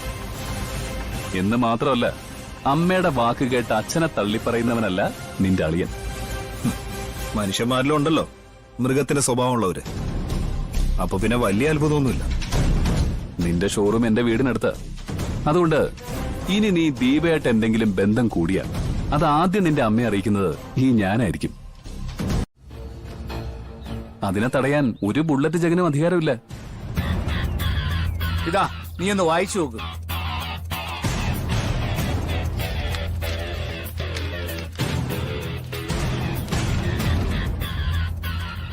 എടാ സദാനന്ദന്റെ മോനെ കാർത്തി, നീ ഇപ്പോ എന്റെ വാക്ക് കേൾക്കാതെ തന്നിഷ്ടത്തിന് ഓരോന്നും ചെയ്തുകൊണ്ടിരിക്കുക. ഞാനിപ്പോ ഒന്ന് മാറി നിൽക്കുവാണെങ്കിലും ഉടനെ അങ്ങോട്ട് വരും. ആ സമയത്ത് ഒരു മനുഷ്യനായിട്ട് എനിക്ക് ജീവിക്കണമെന്നുണ്ട്. അതിനുള്ള അവസരം ഉണ്ടാക്കണമെന്നാണ് എന്റെ അഭ്യർത്ഥന. അതല്ല നീ നിന്റെ രീതിക്കാണ് മുന്നോട്ട് പോകുന്നതെങ്കിൽ ഞാൻ എന്റെ ശൈലിയും തുടരും. അത് നിനക്കും നിന്റെ കുടുംബത്തിനും ആപത്താ. അത് ഓർത്തോ. നീ പറഞ്ഞു തന്നെ ഈ കത്തിലുള്ളത്. അതെ, ഇത്രയും കാലത്തെ അനുഭവം വെച്ച് പറയുക, ഈ കത്തിൽ പറയുന്ന കാര്യങ്ങൾ അനുസരിക്കുകയാണ് നിനക്ക് നല്ലത്.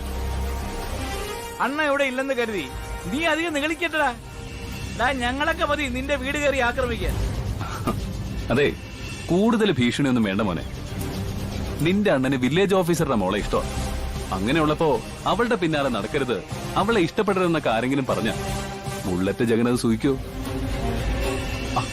അതുപോലെ തന്നെ എന്റെ കാര്യവും. ജയലാലിന്റെ പെങ്ങളാണെന്ന് അറിഞ്ഞിട്ടൊന്നുമല്ല ഞാൻ അവളെ സ്നേഹിച്ചത്. ഇടയ്ക്ക് ചാരുവിന്റെ വീട്ടിൽ പോയപ്പോഴാ അവള് ജയലാലിന്റെ പെങ്ങളാണെന്ന് ഞാൻ അറിഞ്ഞത്. കണ്ട മാത്രമേ തന്നെ ഇഷ്ടപ്പെട്ട പെൺകുട്ടിയെ ഞാനങ്ങ് കല്യാണം കഴിക്കാൻ പോവാ. ഇന്നും കൂടി ഞാൻ അവളുടെ വീട്ടിൽ പോയതേ ഉള്ളൂ. അറിഞ്ഞു. അതുകൊണ്ടാ ഞാൻ പറയാനുള്ള കാര്യങ്ങൾ നേരിൽ കണ്ട് പറഞ്ഞത്. അതെ, എന്നെ അവർക്ക് ഇഷ്ടമാണ്. ചാരുവിനും ചാരുവിന്റെ അമ്മയ്ക്കും. മിക്കവാറും ഈ ബന്ധം നടക്കും. അന്ന് ദീപചേച്ചിയും ജയലാലണ്ണനും തമ്മിൽ കല്യാണം നടക്കുന്ന ദിവസം നീയും നിന്റെ അച്ഛനും കൂടി അത് തടസ്സപ്പെടുത്താൻ നോക്കി. എന്നാ പുല്ലുപോലെ ഞാനും എന്റെ അണ്ണനും കൂട്ടുകാരും ചേർന്ന് ആ കല്യാണം ഭംഗിയായിട്ട് നടത്തി. അന്ന് അണ്ണൻ ആശുപത്രിയിൽ കിടന്നിട്ട് കൂടി അവിടെ നിന്ന് വന്നിട്ടാണ് ആ കല്യാണം നടത്തിയത്. നിനക്കും അതറിയാലോ. ആ സ്ഥിതിക്ക് ഇന്ന് ആരോഗ്യത്തോടു കൂടി എന്ത് ചെയ്യാനും മടിയില്ലാത്ത അണ്ണനും ഞങ്ങൾക്കും നിന്റെ കല്യാണം മുടക്കാൻ വലിയ സമയമൊന്നും വേണ്ടടാ.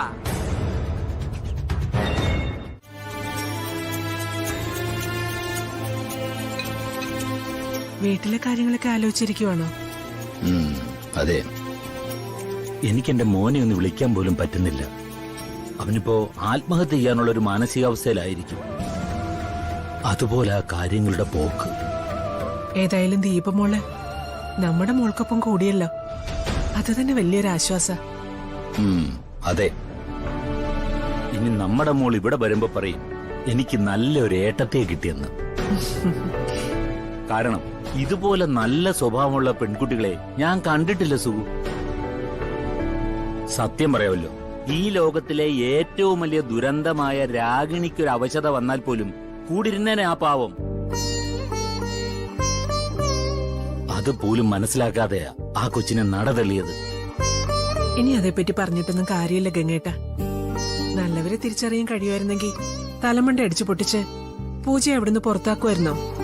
അല്ല, ഒരു കണക്കിന് ആലോചിച്ചാൽ പൂജ അവിടെ അമ്മയുമാണ് കുറച്ചെങ്കിലും രാഗത്തെ ഒന്ന് അടക്കി നിർത്തിയത്.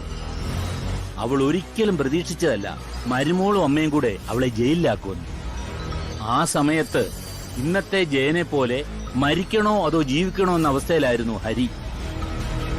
അവസാനം ഞാനും ജയനും ഒക്കെയാ പറഞ്ഞത് ഭാര്യയോടൊപ്പം ഉറച്ചു നിൽക്കാൻ. കാരണം അവളുടെ ഭാഗത്ത് തെറ്റൊന്നുമില്ല. ഇപ്പൊ ജയനും ദീപയുടെ ഭാഗത്ത് തന്നെ ഉറച്ചു നിൽക്കുന്നത്. പക്ഷേ അവനില്ലാതെ കുടുംബം മുന്നോട്ട് പോകില്ല എന്നറിയാവുന്ന രാഗിണി അതിബുദ്ധി കാണിച്ച് അവനെ കൂട്ടിക്കൊണ്ടുപോയിരിക്കും. സത്യം പറയാമല്ലോ സുഖു, അവള് മണ്ണെണ്ണ ഒഴിച്ചപ്പം കത്തി തീരട്ടെന്ന് കരുതിയാ മതിയായിരുന്നു. അങ്ങനെ സംഭവിച്ചിരുന്നെങ്കിൽ ഒരു കുഴപ്പമില്ലായിരുന്നു. ആകെ ഇനി അവിടെ കല്യാണം നടക്കാനുള്ളത് ചാരുവിന്റെയാ. ആ രണ്ടേട്ടന്മാരുടെ അത് ഗംഭീരമായിട്ട് നടത്തിയേനെ. അതുപോലെ അവർക്കും നല്ലൊരു ജീവിതം കിട്ടിയേനെ. ഏതെങ്കിലും മക്കള് അമ്മ കത്തിത്തീരാൻ ആഗ്രഹിക്കുക ഗംഗേട്ട? അതൊക്കെ മക്കളോട് സ്നേഹമുള്ള അമ്മമാരുടെ കാര്യമാ. എല്ലാ സ്ത്രീകൾക്കും ഭർത്താക്കന്മാരുടെയും മക്കളുടെയൊക്കെ കാര്യത്തില് കുറച്ച് സ്വാർത്ഥതയൊക്കെ ഉണ്ട്. പക്ഷെ ഒരിക്കലും മക്കളുടെ ജീവിതത്തിൽ വഴിമുടക്കില്ല. അവര് നല്ല നിലയിൽ ജീവിക്കാനേ ആഗ്രഹിക്കൂ. എന്നാൽ ഇവിടെ അതാണ് നടക്കാതെ വന്നിരിക്കുന്നത്. അവക്ക് അവിടെ കാര്യം മാത്രം. മരുമക്കളൊന്നും മനുഷ്യരാണെന്ന് ചിന്തിക്കാനുള്ള ഒരു മാനസികാവസ്ഥയിലൂടെ അല്ല അവള് കടന്നു പോകുന്നത്. അതുകൊണ്ടാണ് ഞാൻ പറഞ്ഞത് അവള് കത്തി തീരണമെന്ന്. എന്റെ മക്കളെ ജീവിക്കാൻ അനുവദിച്ചില്ലെങ്കിൽ, അവരെ ഇട്ട് ബുദ്ധിമുട്ടിക്കുകയാണെങ്കിൽ ചിലപ്പോ ഞാനത് ചെയ്യും. അവളെ കത്തിച്ചു കളഞ്ഞിട്ട് ഞാൻ പോയി ജയിലിൽ കിടക്കും. ഏയ്, അങ്ങനെയൊന്നും ചിന്തിക്കാതെ ഗംഗേട്ടാ. എങ്ങനെ ചിന്തിക്കാതിരിക്കും സുഖു? അത്രയ്ക്കങ്ങ് മടുപ്പിച്ചു കളഞ്ഞില്ലേ അവള്? എത്ര ജീവിതങ്ങളാ അവള് കാരണം വേദനിക്കുന്നത്. എല്ലാരെയും വിട്ടേര്, പക്ഷെ ആ ദീപമോളുടെ പ്രാക്കുണ്ടല്ലോ, അതിൽ നിന്ന് അവൾ ഈ ജന്മം രക്ഷപ്പെടാൻ പോകുന്നില്ല. അല്ലേ, നീ നോക്കിക്കൂ. ചായ കുടിക്കുന്നില്ലേ? വേണ്ട. നിന്നെ വിഷമിപ്പിക്കാൻ വേണ്ടി പറഞ്ഞതല്ല. തല വഴി മണ്ണെണ്ണ ഒഴിച്ചിട്ട് മോനോട് വേറൊരുത്തിയെ കെട്ടാൻ പറഞ്ഞ ലാലേട്ടൻ അത് അനുസരിക്കേണ്ടി വരും. അങ്ങനെയാണെങ്കിൽ നീ നേരെ കോടതിയിലോട്ട് പോണം.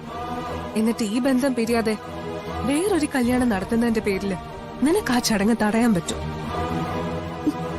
ഞാൻ ഒന്നിനുമില്ല.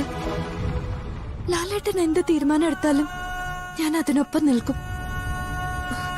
അങ്ങനെ രണ്ടാമത് കെട്ടുവാണെങ്കിൽ അതിനെ നീ അംഗീകരിക്കോ? എന്തായാലും സ്വന്തം ഇഷ്ടപ്രകാരം ലാലേട്ടൻ അത് ചെയ്യില്ല. പിന്നെ അമ്മയ്ക്ക് കീഴടങ്ങേണ്ടി വരികയാണെങ്കിൽ അത് വിധിയാണെന്ന് ഞാൻ കരുതും.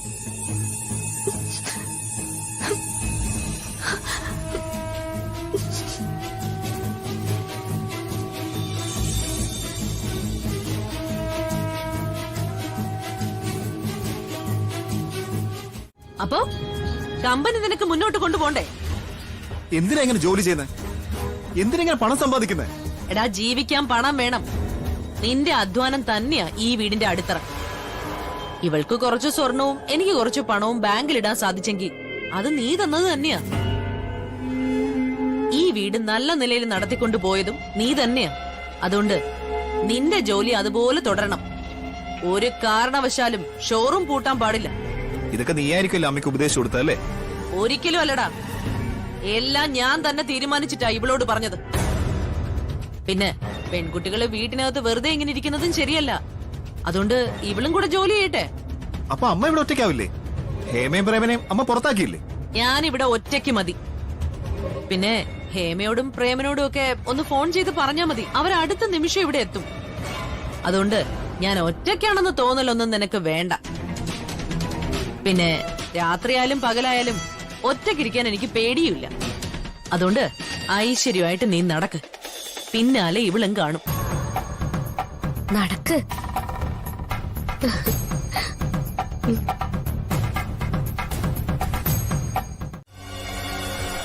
എന്റെ ക്യാബിനിലേക്ക് വന്നിട്ട് ഒരു മാനേഴ്സും ഇല്ലാതെ ഞാൻ ആരാണെന്നോ? എനിക്ക് ഇത്രയ്ക്കൊക്കെ മാനസ് ഉള്ളൂ. അങ്ങനെയുള്ള എന്റെ കീഴിൽ നിനക്കൊക്കെ ജോലി ചെയ്യാൻ പറ്റുമെങ്കിൽ മാത്രം നീ ഇവിടെ നിന്നാ മതി. ഞാൻ വരുമ്പോ എഴുന്നേൽക്കണം, ഗുഡ് മോർണിംഗ് പറയണം. എനിക്ക് മാഡത്തെ മനസ്സിലായില്ല. നിന്റെ പേരെന്താ? ഹരിത. ഹരിത. എന്നിട്ട് ആ ഹരിത ഭംഗിയൊന്നും മുഖത്തില്ലല്ലോ. ഞാൻ ഇവിടുത്തെ MD ജയലാലിന്റെ പെങ്ങള ചാരുലത, സെക്കൻഡ് MD. ഓ, എന്തോന്നോ? ഇന്ന് മുതൽ ജയേട്ടൻ പറയുന്നൊക്കെ അനുസരിക്കുന്നത് പോലെ നീയൊക്കെ എന്നെ അനുസരിക്കണം. എനിക്ക് ആളെ പിടിയിട്ടില്ലായിരുന്നു. ആ, ഇപ്പൊ പിടികിട്ടിയല്ലോ. ഇനി നീ പൊസിഷൻ അറിഞ്ഞ് എന്നോട് ബിഹേവ് ചെയ്യല്ലോ. ഉറപ്പായിട്ടും. ആ, എന്താ നിന്റെ ഇവിടുത്തെ പോസ്റ്റ്? ഞാനിവിടുത്തെ സൂപ്പർവൈസറാണ്. ക്വാളിഫിക്കേഷൻ എന്താ? MBA. ആ, ഞാനും MBA. ആ, അറിയാം. എങ്ങനെ അറിയാം? സാറ് പറഞ്ഞിട്ടുണ്ട്. എനിക്ക് ഈ കമ്പനിയുടെ കാര്യങ്ങളൊന്നും വലുതായിട്ട് അറിയില്ല. അതൊക്കെ നീ എനിക്ക് പറഞ്ഞു മനസ്സിലാക്കി തരണം. എന്റെ ഏട്ടന് തിരക്കായതുകൊണ്ട് ഏട്ടനെ അങ്ങനെ ശല്യം ചെയ്യാൻ പറ്റില്ല. എന്ത് വേണമെങ്കിലും ചോദിച്ചോളൂ, ഞാൻ പറഞ്ഞു തന്നോളാം. എത്രയാ നിന്റെ സാലറി? ഇപ്പൊ 30,000 ആണ്. കുറച്ചു കഴിയുമ്പോ കൂട്ടിത്തരാന്ന് പറഞ്ഞിട്ടുണ്ട്. അതിന് ഞാൻ കൂടി തീരുമാനിക്കും കൂട്ടണോ കുറയ്ക്കണോ എന്നൊക്കെ. എന്റെ ഏട്ടനിനി MD കസേരയിൽ ഇരിക്കേ ഉള്ളൂ. ഈ ഷോറൂമിന്റെ ഭരണം മുഴുവൻ എനിക്കായിരിക്കും. അതിനുവേണ്ടിയാ ഞാൻ വന്നത്. ഇവിടെ മൊത്തം ഒന്ന് ശുദ്ധീകരിക്കാൻ. എവിടെ താമസം? സാറൊരു ചെറിയ വീടെടുത്ത് തന്നിട്ടുണ്ട്. ഒറ്റയ്ക്കാണോ? അതെ, കൂട്ടിലൊരാള് വന്നു പോവും, ഒരു സെർവന്റ്. എന്നാ പിന്നെ ജോലി നടക്കട്ടെ. അങ്ങനെ അഴിഞ്ഞാടി നടക്കുന്നതേ നീയും നിന്റെ വീട്ടിലെ പെണ്ണുങ്ങളുവാ. സ്വന്തം ഭർത്താവിനെ കളഞ്ഞിട്ട് തന്നിഷ്ടത്തിന് ജീവിക്കുന്ന ഒരു സ്ത്രീയാണ് നിങ്ങൾ. നിങ്ങളുടെ സ്വഭാവ നിങ്ങളുടെ 2 പെമ്മക്കും കിട്ടിയിരിക്കുന്നത്. ദിലീപേട്ടന്റെ അച്ഛൻ ഒരു തെറ്റ് ചെയ്തെന്നും പറഞ്ഞ് അദ്ദേഹത്തെ ഇവിടെ വിളിച്ച് ക്രോസ് വിസ്താരം ചെയ്തു. അങ്ങനെയാണെങ്കിലേ ആദ്യം വിസ്തരിക്കേണ്ടത് നിങ്ങളെയാ. നിങ്ങൾ അഴിഞ്ഞാടി നടന്നതിന് നിങ്ങൾക്ക് കിട്ടിയ സമ്മാനമായി ഈ സസ്പെൻഷൻ.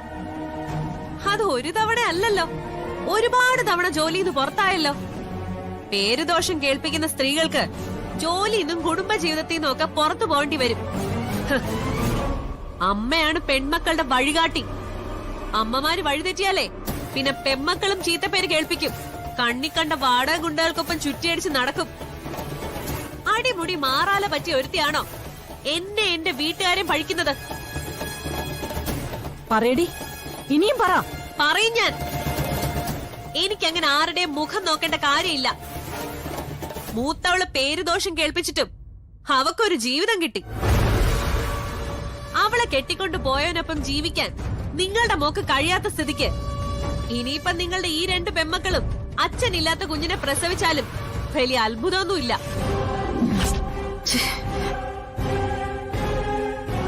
അമ്മ നന്നായാലേ മക്കള് നന്നാവും. അമ്മയ്ക്ക് ഭർത്താവിനെ വേണ്ട.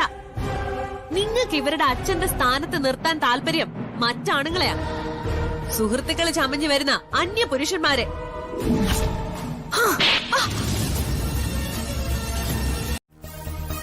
വരുന്നുണ്ട്.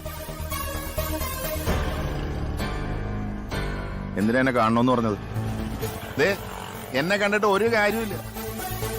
ഇവളുടെ കാരണത്താണ് നിന്റെ അമ്മ തല്ലിയത്. ഗാർഹിക പീഡനം, ജാമ്യം കിട്ടത്തില്ല, മിക്കവാറും റിമാൻഡിലും ആകും. നിങ്ങളൊരു അച്ഛനാണോ എന്നൊക്കെ ചോദിച്ചാ ഞാനൊരു അച്ഛനായതുകൊണ്ടാണല്ലോ നീ എന്റെ മോളായത്. എന്തിനാ ഞങ്ങളെയൊക്കെ ഇങ്ങനെ ജനിപ്പിച്ചത്? സത്യം പറയാലോടി, ഇത് ഞാൻ പലപ്പോഴും ആലോചിക്കാറുള്ള ഒരു കാര്യമാണ്. നിന്നെ പോലെ യാതൊരു പ്രയോജനമില്ലാത്ത മക്കളൊക്കെ ഒരു അച്ഛൻ എന്തിനാ? നയനെ, എന്റെ അച്ഛൻ കുരുട്ടുബുദ്ധി ഒരുപാടുള്ള കൂട്ടത്തിലാ. എന്റെ അമ്മയെ തളയ്ക്കാൻ വേണ്ടി എന്ത് വൃത്തികെട്ട മാർഗവും സ്വീകരിക്കും നിന്റെ അമ്മായി അച്ഛൻ. ദയവ് ചെയ്ത് വേണ്ടാത്ത ഉപദേശങ്ങൾ കേട്ടിട്ട് എന്റെ അമ്മയെ കോടതി കയറ്റരുത്. ജയിലിലേക്ക് പറഞ്ഞു വിടാതെ ഈ കേസ് പിൻവലിക്കണം. എന്റെ കാരണത്ത് ഇതുവരെ ആരും തല്ലിയിട്ടില്ല, എന്റെ അച്ഛനും അമ്മയും പോലും. നീ തല്ലി ഇരന്നു വാങ്ങിയതല്ലേ? നിന്റെ പുന്നാര അമ്മയുടെ കൈ ധരിക്കുമ്പോ തല്ലുവെന്ന് ഇവൾക്ക് പറഞ്ഞു കൊടുത്തത് ഞാനാ. സ്ത്രീകളാവുമ്പോ കുറച്ചൊക്കെ നിയന്ത്രിക്കാൻ പഠിക്കണോടി, ഇല്ലെങ്കിൽ സർവനാശത്തിലേക്ക് നയിക്കൂ. അത് രചനയുടെ അമ്മ മരിക്കാൻ കാരണം നിങ്ങളാ. അത് വേണമെങ്കിൽ അവൾക്ക് കുത്തിപ്പൊക്കാവുന്നതേ ഉള്ളൂ. എന്റെ അമ്മയ്ക്ക് നിങ്ങളൊക്കെ കാരണം വേദനിക്കേണ്ടി വന്ന, ഞങ്ങൾക്ക് ഞങ്ങളുടെ അമ്മയെ ജയിലിൽ പോയി കാണേണ്ടി വന്ന, ഇവൾക്കല്ല നിങ്ങൾക്കായിരിക്കും അതുകൊണ്ട് ദോഷം ഉണ്ടാവാൻ പോകുന്നത്. എന്റെ പൊന്നു മോളെ, എന്നോ എപ്പോഴോ ഏതോ ഒരുത്തി ആത്മഹത്യ ചെയ്തു. അതിന്റെ കാരണം ഞാനാണെന്ന് ആരാടി നിന്നോട് പറഞ്ഞത്? അതിന്റെ ജീവിച്ചിരിക്കുന്ന തെളിവാണ് അവരുടെ മകൾ. പിന്നെ മകള് അവളുടെ അമ്മയല്ലേ? അവരെ കണ്ടടം നിരങ്ങി നടന്നു കാണും. എന്നിട്ട് പാവപ്പെട്ട ഈ അച്ഛനെ പ്രതിയാക്കുക. അത് കോടതി തീരുമാനിക്കട്ടെ. മോളെ, എന്നെ എല്ലാവരുടെയും മുന്നിലിട്ട് ക്രോസ് വിസ്താരം നടത്തി എന്റെ മക്കളെ എനിക്കെതിരെ തിരിക്കുകയായിരുന്നു എന്റെ സഹധർമ്മിയുടെ ലക്ഷ്യം. എന്നാലേ അതങ്ങ് പാളിപ്പോയി. എടേ, നീയൊക്കെ ജനിച്ചതിന് ശേഷം, നിനക്കൊക്കെ ഓർമ്മ വച്ചതിന് ശേഷം എന്നും ഒരു കോമാളിയാക്കാനാണ് നിന്റെ അമ്മ ശ്രമിച്ചിട്ടുള്ളത്. അതിന് കിട്ടുന്ന ഒരവസരം പോലും അവള് പാഴാക്കിയിട്ടില്ല. അപ്പൊ അങ്ങനെ ഒരു അവസരം വരുമ്പോ ഞാനും അത് മുതലാക്കും. അവൾ ഇനി വില്ലേജ് ഓഫീസറായിട്ട് തുടരണ്ട. അതിനുള്ള യോഗ്യത അവൾക്കില്ലടി. ജയലാലിന്റെ അമ്മയെ പോലെ ക്രിമിനൽ മൈൻഡുള്ള സ്ത്രീയാണ് നിന്റെ അമ്മയും.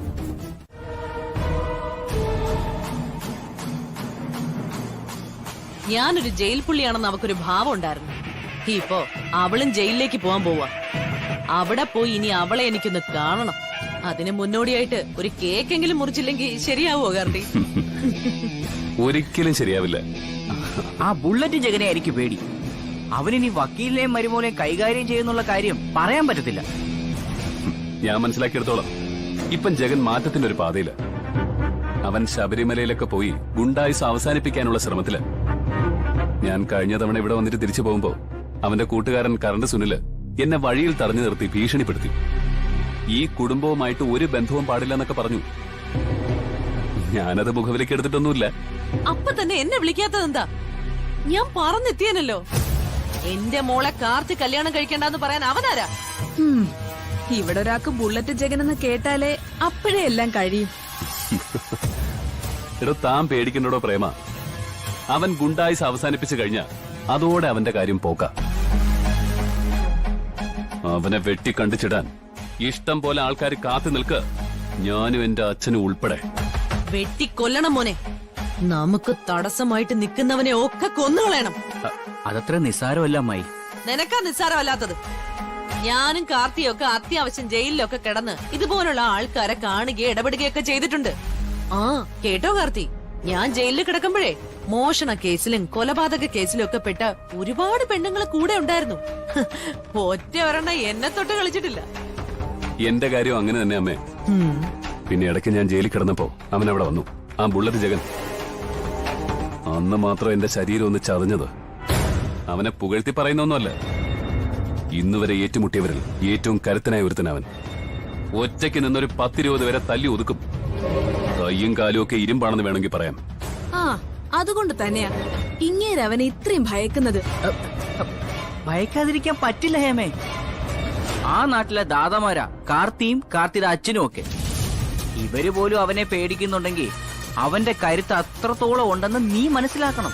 അയ്യോ, ശത്രുക്കളെ പുകഴ്ത്തിയിട്ടേ ഭയന്ന് മാണത്തിൽ ഒളിക്കുന്നതല്ലടാ ആണുങ്ങളുടെ ശീലം.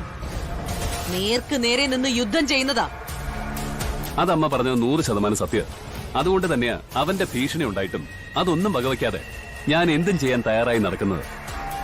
താൻ നോക്കിക്കോ പ്രേമ, എന്നെങ്കിലും ഒരു ദിവസം അവന്റെ മരണവാർത്ത കേട്ടാൽ കൊലയാളിയെ തേടി എവിടെയും പോകേണ്ട കാര്യമില്ല.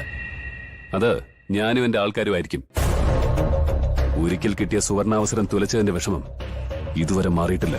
ഇനിയിപ്പോ 10-40 കിലോമീറ്റർ യാത്ര ചെയ്ത് ലോക്കപ്പിൽ ചെന്ന് കിടക്കുന്നവളെ കാണാനുള്ള സമയമില്ല. അല്ലെങ്കിൽ ഞാനും കാർത്തിയോടൊപ്പം വന്നേനെ അവളെ. അത് ഏത് അർദ്ധരാത്രിയിലും ഞാൻ ഉച്ചത്തിൽ വിളിച്ചു പറഞ്ഞു. എന്റെ അമ്മ ജയിൽ പുള്ളി ആയതില് ഒരുപാട് സന്തോഷിച്ചവരാ പലരും. എന്നാ കേട്ടോ, നാളെ അവളുടെ അമ്മയും ജയിൽ പുള്ളിയാ. ഇപ്പോഴുണ്ടായ പേരുദോഷത്തിന്റെ കൂടെ അങ്ങനെ ഒരു പേരുദോഷം കൂടി ഏട്ടന്റെ മുൻ ഭാര്യയ്ക്ക് വരാൻ പോവുക. എന്റെ മുൻ ഭാര്യ അയാളെ എന്നീന്ന് അകറ്റിന്ന് കരുതി ഞാൻ കെട്ടിയ താലിയൊന്നും അറുത്ത് മാറ്റിയിട്ടില്ല. ആ പക്ഷേ ഏട്ടന്റെ കൈ കിടന്ന മോതിരം ഊരി അവൾക്ക് തിരിച്ചു കൊടുത്തല്ലോ.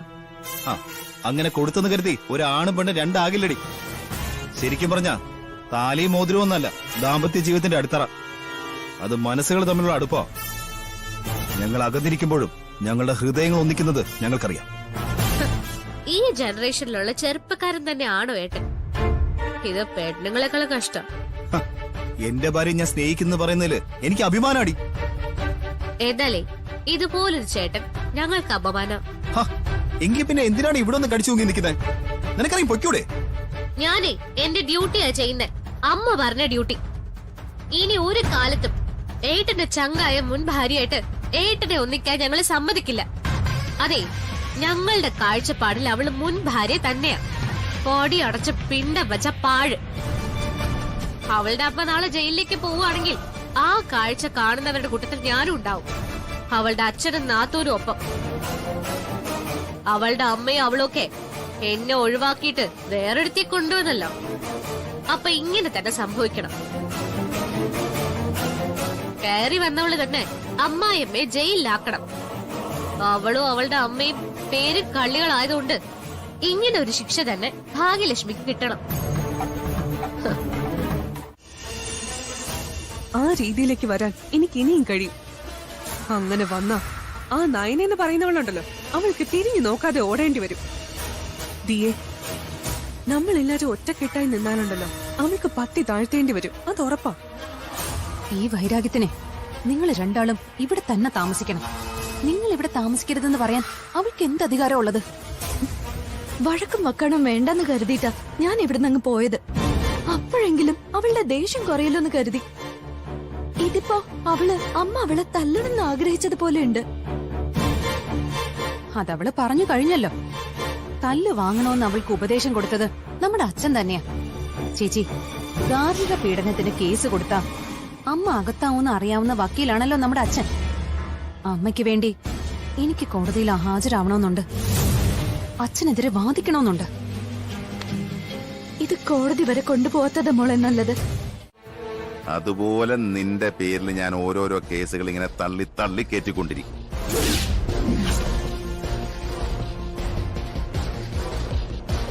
സദാനന്ദനും കാർത്തിയൊക്കെ അതിനെനിക്ക് പരിപൂർണ പിന്തുണ തന്നിട്ടുണ്ട്.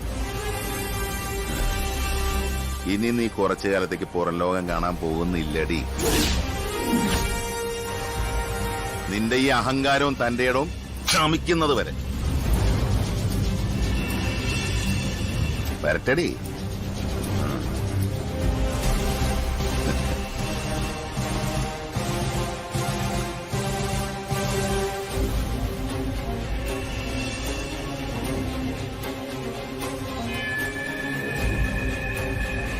Excuse me.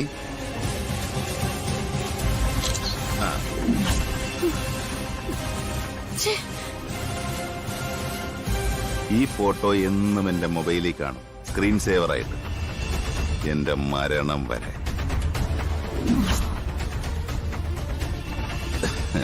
ബൈ.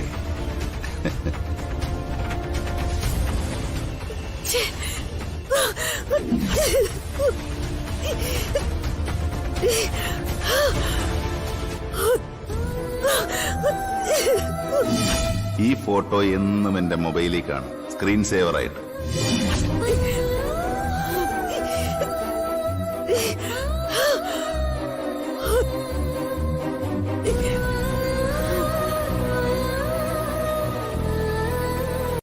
അടുക്കരുത്. വേണ്ടമോളെ,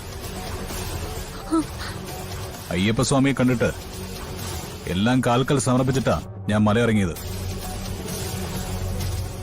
എന്നാ മര്യാദയ്ക്ക് ജീവിക്കാൻ സമ്മതിക്കില്ല എന്ന് ചിലര് വാശി പിടിച്ചാൽ ഞാനെന്ത് ചെയ്യും? ഭാര്യയും മക്കളെയും ഇല്ലാതാക്കണമെന്ന് ആഗ്രഹിക്കുന്ന, അതിനുവേണ്ടി എന്തും ചെയ്യുന്ന ഒരു വൃത്തികെട്ടവനാണ് ഇവിടെ ഇരിക്കുന്നത്. സത്യം പറഞ്ഞ അവരെയൊക്കെ ഓർത്തിട്ടാ ഇയാളുടെ കഴുത്ത് ഞാൻ കണ്ടിക്കാത്തത്. പിന്നെ മോൾക്ക് ഞാൻ എന്നെ പരിചയപ്പെടുത്തിയില്ലല്ലോ. ചിലപ്പോ എന്നെപ്പറ്റി ഇവരൊക്കെ പറഞ്ഞു കേട്ടിട്ടുണ്ടാവും. എന്റെ പേര് ബുള്ളറ്റ് ജഗൻ.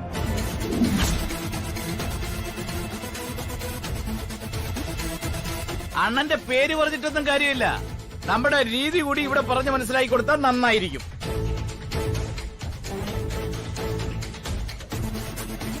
നിന്റെ കവിളിൽ ഒരു പാട് വീണു. അമ്മായിയമ്മ നിന്നെ ഒന്ന് തല്ലി. നിനക്ക് ശരിക്കുള്ള തല്ല് കിട്ടിയില്ല. സ്ത്രീകളെ തല്ലാൻ ശരിക്കും പറഞ്ഞ എനിക്ക് ഇഷ്ടമില്ല. അങ്ങനെ തല്ലാനാണെങ്കിൽ ആദ്യം പൊട്ടിക്കേണ്ടത് നിന്റെ മൂത്ത നാത്തൂനുണ്ടല്ലോ, ദീപ. ആ പാവം കൊച്ചിന്റെ അമ്മായിയമ്മയ്ക്കട്ടാ. ഇവിടെ ഞാൻ നിന്നെ തോൽപ്പിക്കാനൊന്നും അല്ല വന്നത്. പക്ഷെ നാളെ കോടതിയില് സ്വന്തം ഭാര്യ തള്ളിക്കളഞ്ഞ ഭർത്താവ് ഭാര്യയ്ക്കെതിരെ കേസ് വാദിക്കാനായിട്ട് തയ്യാറെടുക്കുക. അങ്ങനെ വാദിച്ചിട്ട് നാളെ ആ പാവ അമ്മ ജയിലിലേക്ക് പോവുകയാണെങ്കിൽ ആ കാഴ്ച കാണാൻ നീ ഉണ്ടാവില്ല. അതുപോലെ തന്നെ നാളെ ഇയാള് കോടതിയിൽ വാദിക്കാനും പോണില്ല. അതിനു മുമ്പ് അമ്മായി അച്ഛനെയും മരുമോളെയും ഒരുമിച്ച് മോളിലോട്ട് പറഞ്ഞു വിടാനാ ഞാൻ വന്നത്.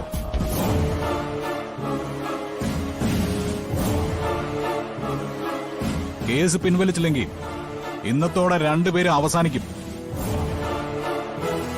ഭാര്യയ്ക്കും മക്കൾക്കും അച്ഛനെന്ന ഈ അവതാരത്തെ വേണ്ട. പിന്നെ അവരെയൊക്കെ ദ്രോഹിക്കാനായിട്ട് എന്തിനാ ഇങ്ങനെ ഒരു പാഴ്ജന്മം? എന്തിനാ ആ പാവപ്പെട്ട അമ്മയ്ക്ക് ഇങ്ങനെ ഒരു മരുമോള്? മരിക്കണോ ജീവിക്കണോ എന്ന് നിങ്ങൾ രണ്ടുപേരും കൂടി ഞാൻ തീരുമാനിക്കും. ഞാൻ സമയം തരാം. എനിക്കൊരൊറ്റ വാക്കേ ഉള്ളൂ. അതൊരു വക്കീലായതുകൊണ്ട് തന്നെ ഇയാൾക്കത് നന്നായിട്ട് അറിയാം. ശരിക്കും ആലോചിച്ചോ.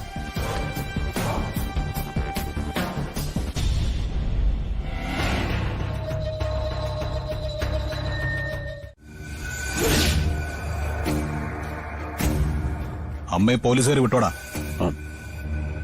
അറിയില്ല. സ്വന്തം അമ്മ പോലീസ് സ്റ്റേഷനിൽ കിടക്കുമ്പോ അവരെ കുറിച്ച് മക്കൾ അന്വേഷിക്കില്ലടാ. അന്വേഷിച്ചായിരുന്നു. ഞാൻ സ്റ്റേഷനിൽ പോയി കണ്ടായിരുന്നു. എന്നിട്ട് ലോക്കപ്പിൽ കിടക്കാനും നാളെ കോടതി വഴി ജയിലിൽ പോകാനും പറഞ്ഞോ?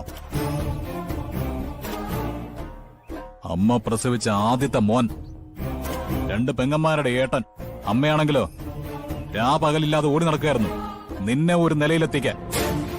അവസാനം നീ അവിടെ എത്തിയപ്പോ നിലയില്ലാ കയത്തിലേക്ക് ആ പാവം അമ്മയെ ചവിട്ടി താഴ്ത്തുക അല്ലടാ? ഞാനൊന്നും ചെയ്തിട്ടില്ല. പിന്നെ ആരാടാ ചെയ്തത്? നിന്റെ കെട്ടിയോളോ?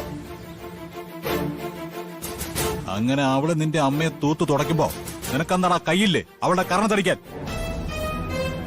നീ അങ്ങനെ അടി കൊടുത്തിട്ട് അവൾ ഇതുപോലെ നിനക്കെതിരെ കേസ് ഫയൽ ചെയ്യുകയാണെങ്കിൽ നിനക്ക് ഓടി വന്ന് എന്നോട് സഹായം ചോദിക്കാം.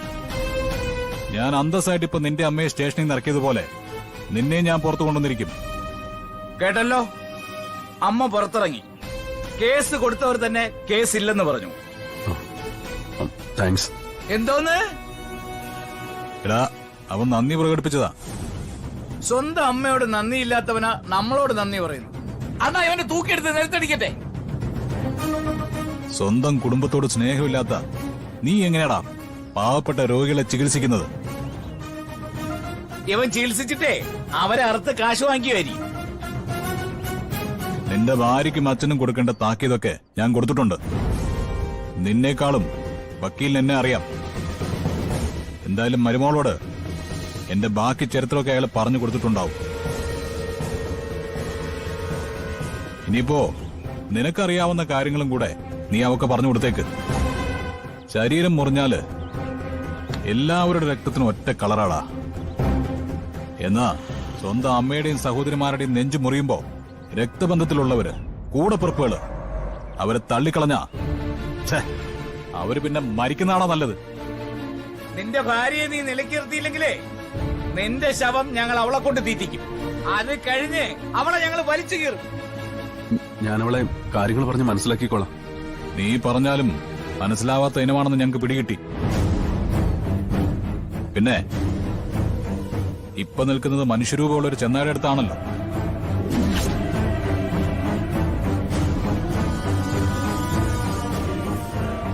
ഞാൻ നിന്നോട് പറഞ്ഞിട്ടില്ലേ മോളെ, പണവും സ്വാധീനവും ഒക്കെ എല്ലാവർക്കും ഉണ്ട്. അതോടൊപ്പം തന്നെ ജീവിക്കണമെന്നുള്ള ആഗ്രഹവും. ഇത് രണ്ടും ഇല്ലാത്ത വെട്ടുപോത്തുകളാണ് ആ പോയത്. സത്യം പറയാലോ, നിന്റെ അമ്മായിയമ്മ ഇപ്പൊ പിടിച്ചു നിൽക്കുന്നത് ഇവനുള്ളതുകൊണ്ട് മാത്രം. ശബരിമല പോയെന്നോ സ്വഭാവം മാറിയെന്നൊക്കെ പറഞ്ഞു കേട്ടതുകൊണ്ട് ഇനി അവന്റെ ശല്യം ഉണ്ടാവില്ല എന്ന് കരുതി. ഓ, എന്തായാലും അത് അമ്പേ പാളിപ്പോയി. ഇനി നമുക്ക് ഇവിടെ താമസിച്ചാൽ മതി. അങ്ങോട്ടൊന്നും പോകണ്ട. എങ്കിലും പോണെന്ന് തോന്നുമ്പോ ഞാൻ പോവും. എന്തിനാ പോന്നേ? ആരെ കാണാനാ? ഇനി അവിടെ പോയി വഴക്കുണ്ടാക്കിയാല് നിന്നെ എന്നെയൊക്കെ ഇപ്പൊ പുറത്തോട്ട് പോയമാര് വെട്ടി കണ്ടിക്കും. അത് മറക്കണ്ട. മോനെ, അമ്മായിയമ്മ മരിച്ചു എന്ന് സങ്കല്പിച്ച് ജീവിക്കാൻ നയനമോള്. അതുപോലെ തന്നെ എന്റെ കാര്യം. ഇനി കഷ്ടപ്പാടിന്റെ കണക്കും കൊണ്ടുവരുന്ന അമ്മയെ നീയും അരികിലേക്ക് വിളിക്കണ്ട. അവളെയും നിന്റെ പെങ്ങന്മാരെയും മറന്ന് ജീവിക്കുന്നതായിരിക്കും നിനക്ക് നല്ലത്. ഇനി അവരെ സഹായിക്കാൻ എങ്ങനെ ശ്രമിച്ച എന്റെ സ്വഭാവം മാറും. ഇതിന്റെ ഒന്നും ആവശ്യമില്ലായിരുന്നു. അവരുണ്ടാക്കിയ ഭക്ഷണത്തിൽ കുറച്ച് വിഷം കലക്കി ഒഴിച്ചാ മതിയായിരുന്നു, എല്ലാം തീർന്നേനെ. പിന്നെ കേസൊക്കെ എന്റെ അച്ഛൻ പൈസ വാരിയെറിഞ്ഞ് നന്നായി നടത്തിക്കോളും. പിന്നെ നമ്മളെ രക്ഷിക്കാൻ വക്കീലച്ഛനുണ്ടല്ലോ. എന്റെ അമ്മയും പെങ്ങന്മാരെ കൊല്ലുന്നതിനെ പറ്റിയാ നീ പറഞ്ഞുകൊണ്ടിരിക്കുന്നത്. അങ്ങനെ പറയാൻ എനിക്കിപ്പോ ഒരു കുറ്റബോധവും ഇല്ല. ഈ കവിളത്തെ പാടുണ്ടല്ലോ, അതെന്റെ കവിളിന്ന് പോയാലും ഈ മനസ്സിന്ന് പോവില്ല ഈ ജന്മം. അച്ഛൻ വെറുതെ അവളെ തിളപ്പിക്കല്ലേ. ഞാൻ എല്ലാവരുടെ ഇടയിൽ കിടന്ന് നട്ടം തിരിയ. നീ എന്തിനാടാ നട്ടം തിരിയുന്നത്? നീ പ്രാക്ടിക്കലായിട്ട് ചിന്തിക്ക്. അതായത് ഒഴിവാക്കേണ്ടവരെ എല്ലാം ഒഴിവാക്കാൻ നോക്ക്. ഇനി നിന്റെ ഭാവി ശോഭനമാകണമെങ്കിൽ നീ നയനമോളുടെ കൂടെ തന്നെ നിൽക്കണം. അച്ഛനമ്മമാരുടെ പാർട്ടൊക്കെ കഴിഞ്ഞടാ. ഇനിയിപ്പോ ലൈഫ് എന്ന് പറഞ്ഞാ അത് നിങ്ങൾക്കുള്ളതാ. അത് മാക്സിമം എൻജോയ് ചെയ്യുക, അത്രേ ഉള്ളൂ. എന്തൊക്കെ പറഞ്ഞാലും കോടതിയിൽ നിന്ന് അമ്മയെ അച്ഛൻ ജയിലിലേക്ക് പറഞ്ഞു വിട്ടിരുന്നെങ്കിൽ അതൊരു കുറ്റബോധമായിട്ട് മനസ്സിൽ കിടന്നേനെ. എന്തായാലും തൽക്കാലം അതുണ്ടായില്ലല്ലോ. ഭാഗ്യം.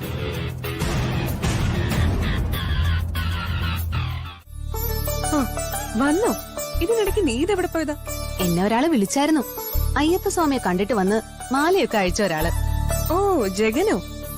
ജഗനെ കണ്ടു മോളെ? അമ്മ പറഞ്ഞല്ലോ, അമ്മയുടെ മോന് അമ്മയോട് സ്നേഹം തോന്നിയിട്ട് അയാളുടെ ഭാര്യയെ കൊണ്ട് കേസ് പിൻവലിപ്പിച്ചതാണെന്ന്. അതൊന്നും അല്ല നടന്നത്. ബുള്ളറ്റ് ജഗനെ അഡ്വക്കേറ്റ് വിജയകുമാറിന്റെ വീട്ടിൽ കയറി നയനെ ഭീഷണിപ്പെടുത്തി നമ്മുടെ അച്ഛനെ. അങ്ങനെയാ അമ്മയെ വിട്ടയച്ചത്. ആ നയനെന്ന് പറയുന്നവളുടെ സ്വഭാവത്തിന് അവൾ അമ്മയെ ജയിലിൽ കയറ്റാതെ അടങ്ങത്തില്ലായിരുന്നു. ദിലീപേട്ടൻ പറഞ്ഞാലൊന്നും അവള് കേക്കത്തില്ല. അതുകൊണ്ട് എനിക്ക് അമ്മ പറഞ്ഞതൊക്കെ കേട്ടപ്പോ ഒരു സംശയം ഉണ്ടായിരുന്നു. എന്തൊക്കെ പറഞ്ഞാലും ജഗനെ പോലെ ഒരാളുള്ളത് നമ്മുടെ ഭാഗ്യതിയെ. അത് പറയാനുണ്ടോ? പക്ഷേ ഗുണ്ടായിസൊക്കെ അവസാനിപ്പിച്ച ആ ആള് വീണ്ടും ആ മാർഗത്തിലേക്ക് തിരിഞ്ഞു. എല്ലാ വർഷവും മല ചവിട്ടണമെന്ന് പറഞ്ഞിട്ടുണ്ട്. പക്ഷെ സ്വഭാവം പാടെ മാറ്റാൻ പറ്റില്ലെന്നാ ഇപ്പൊ പറയുന്ന. അങ്ങനെ ചെയ്ത ബുള്ളറ്റ് ജഗനെ ഇപ്പൊ സ്നേഹിക്കുന്ന പലരും കരയുന്നത് കാണേണ്ടി വരുമെന്ന് നമ്മൾ ഉൾപ്പെടെ. എന്നാ പിന്നെ മോൾക്ക് ജഗനെ ഇങ്ങോട്ട് വിളിച്ചുകൂടായിരുന്നോ? അയാൾ ഇവിടെ വിളിച്ച് ഒരു നേരത്തെ ഭക്ഷണം കൊടുക്കണമെന്ന് ഒരുപാട് നാളായിട്ട് ആഗ്രഹിച്ചതാ. ഇതുവരെ ആ ആഗ്രഹം മാത്രം നടന്നിട്ടില്ല. ഞാൻ വിളിച്ചു അമ്മേ, പക്ഷെ വരണ്ടേ? അത് പിന്നീട് ഒരു ദിവസത്തേക്ക് മാറ്റി വെച്ചിരിക്കാം. നീ പറഞ്ഞ ശരിയാ മോളെ. നിങ്ങളുടെ ആങ്ങളെക്കാളും ഇപ്പൊ നിങ്ങൾക്കൊക്കെ സഹായമായിട്ട് നിൽക്കുന്നത് ജഗനാ. അതിന്റെ നന്ദി സ്നേഹവും എല്ലാ കാലത്തും അയാളോടുണ്ടാവണം. സത്യം പറഞ്ഞ മനസ്സ് മുഴുവൻ ഒരു ആരാധന തോന്നുക ആ ചെറുപ്പക്കാരനോട്.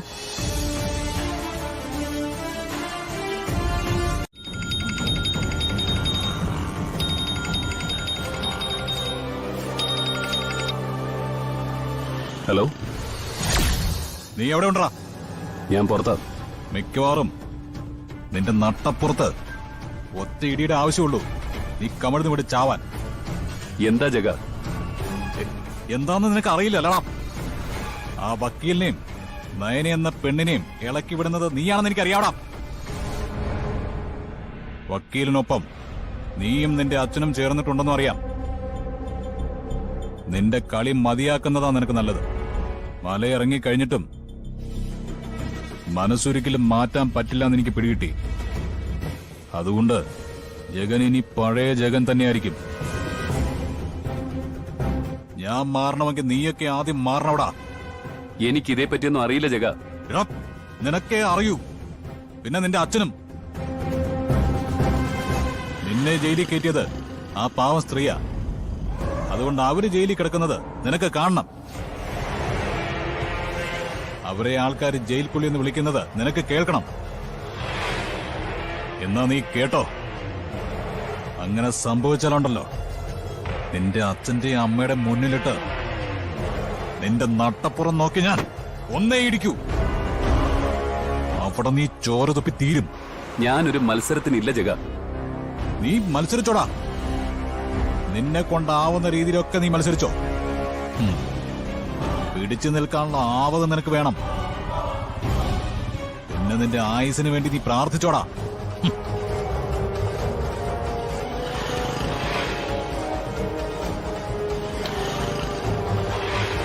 നേരിൽ കണ്ട് മുട്ടുമടക്കി ഒന്ന് കൊടുക്കാമായിരുന്നു. അങ്ങനെയെങ്കിൽ അവനെയും അവന്റെ അച്ഛനെയും മാത്രമല്ല, ആ വക്കീലിനെയും ആദ്യം തല്ലണം. എന്നെ ഈ നയനെന്ന് പറഞ്ഞവളെ വളർത്തി വഷളാക്കിയ അവളുടെ അച്ഛനും അമ്മയെല്ലാം കെട്ടിയിട്ട് അവരെ തേരണ്ടി വാലിനടിക്കണം. അണ്ണം പറഞ്ഞാ മതി. വേണമെങ്കിൽ അങ്ങനെ തന്നെ ചെയ്യാം. ഇപ്പൊ കുഴപ്പമൊന്നും ഉണ്ടായില്ലല്ലോ. ദിയയുടെ അമ്മയൊന്ന് ലോക്കപ്പിൽ കിടന്നു. അവരുടെ ദേഹത്ത് പോലീസുകാർ കൈയൊന്നും വെച്ചിട്ടില്ല.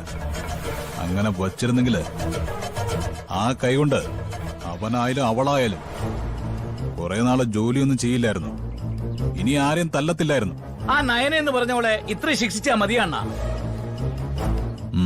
തൽക്കാലം ഭയന്നിട്ടുണ്ട് അവളും ആ വക്കീലും. ദിയയോടും അവളുടെ കുടുംബത്തോടും കളിക്കുന്നത് അത്ര പന്തിയില്ലെന്ന് അവൾക്ക് തോന്നിയിട്ടുണ്ട്.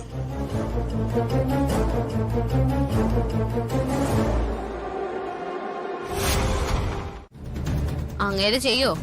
എനിക്കിട്ട് ആരെങ്കിലും 2 പൊട്ടിക്കുന്നത് അങ്ങേർക്ക് സന്തോഷമല്ലേ? അവനോട് ഞാൻ കല്യാണത്തെ പറ്റി സൂചിപ്പിച്ചിട്ടുണ്ട്. ഈ വാശിക്ക് ഉറപ്പായിട്ട് അവന്റെ കെട്ട് ഞാൻ നടത്തിയിരിക്കും. ആ, നടത്തണം അമ്മേ. ഈ രചന എന്ന് പറയുന്നവള് വാശിയോടെ എന്നോട് പറഞ്ഞത് ദീപയല്ലാതെ മറ്റൊരു പെൺകുട്ടി ജയേട്ടന്റെ ജീവിതത്തിൽ ഉണ്ടാവില്ലെന്ന്. ആഹാ, അത് അവളാണോ തീരുമാനിക്കുന്നത്? ഞാനൊന്ന് നിശ്ചയിച്ചുറപ്പിച്ചിട്ടുണ്ടെങ്കിൽ അതേ നടക്കൂ. പക്ഷെ നമ്മൾ സൂക്ഷിക്കണം അമ്മേ. നമ്മൾ അറിയാതെ ഇവിടെ പലതും നടക്കുന്നുണ്ട്. ഇപ്പൊ തന്നെ ജയിലിൽ കിടക്കേണ്ടവളെ രക്ഷിച്ചില്ലേ ഒരുത്തൻ? അവനൊക്കെ വലിയ ഭീഷണിയാ. ഈ നാട്ടിലെ ദാദാമാരാ. ഒരു ദാദാമാരെ എനിക്ക് പേടിയില്ല മോളെ. അവനൊന്നും വിചാരിച്ച എന്റെ മോന്റെ കാര്യത്തിൽ ഒരു തീരുമാനം എടുക്കാൻ പറ്റില്ല. ദീപയെ ഞാൻ തള്ളിക്കളഞ്ഞു. ഇനി ജീവിതകാലം മുഴുവൻ ദീപ അവനോടൊപ്പം ഉണ്ടാവില്ല. പിന്നെ അവന്റെ 2ാം കെട്ട് നടക്കുന്നതിനിടയ്ക്ക് നിന്റെ ഡ്യൂട്ടി നീ കൃത്യമായിട്ട് ചെയ്തോളണം. ഏതു നേരം അവന്റെ പിന്നാലെ ഉണ്ടാവണം. അവനെ ആര് വിളിച്ചാലും അതാരാണെന്ന് ചെക്ക് ചെയ്യണം. ഇപ്പൊ ലാൻഡ് ഫോണൊക്കെ കട്ട് ചെയ്തല്ലോ, പിന്നെ മൊബൈൽ ഉപയോഗിക്കാൻ നിവർത്തിയില്ല. ഇനിയിപ്പൊ കസ്റ്റമേഴ്സ് ആരെങ്കിലും വിളിച്ചാ ഞാൻ ആ ഫോൺ കൊണ്ടുപോയി കൊടുക്കുന്നത്. അങ്ങനെ തന്നെ വേണം. പിന്നെ വഴിയെ പോയ നായ്ക്കളൊക്കെ ഇതിനകത്ത് കയറി കുറച്ചിട്ട് പോയെന്ന് വരും. അതൊന്നും നമ്മള് കാര്യമാക്കി എടുക്കണ്ട. ഈ രചന എന്ന് പറയുന്നവളും ആ ദിയ എന്ന് പറയുന്നവളും ഒക്കെ ഇടയ്ക്കിടയ്ക്ക് വരും. അത് അവളുമാരുടെ ദേഷ്യം തീർക്കാനാ. മോൾ ഏതായാലും ഒരു ഇരുമ്പ് വടി ഇവിടെ കരുതി വെച്ചോളണം. അങ്ങനെ ആരെങ്കിലും വരുവാണെങ്കിൽ തല്ലി ഓടിക്കണം അവളുമാരെയൊക്കെ. ആ, അവരെയൊക്കെ അടിച്ചോടിക്കാം. പക്ഷെ ബുള്ളറ്റ് ജഗൻ വന്നാലോ?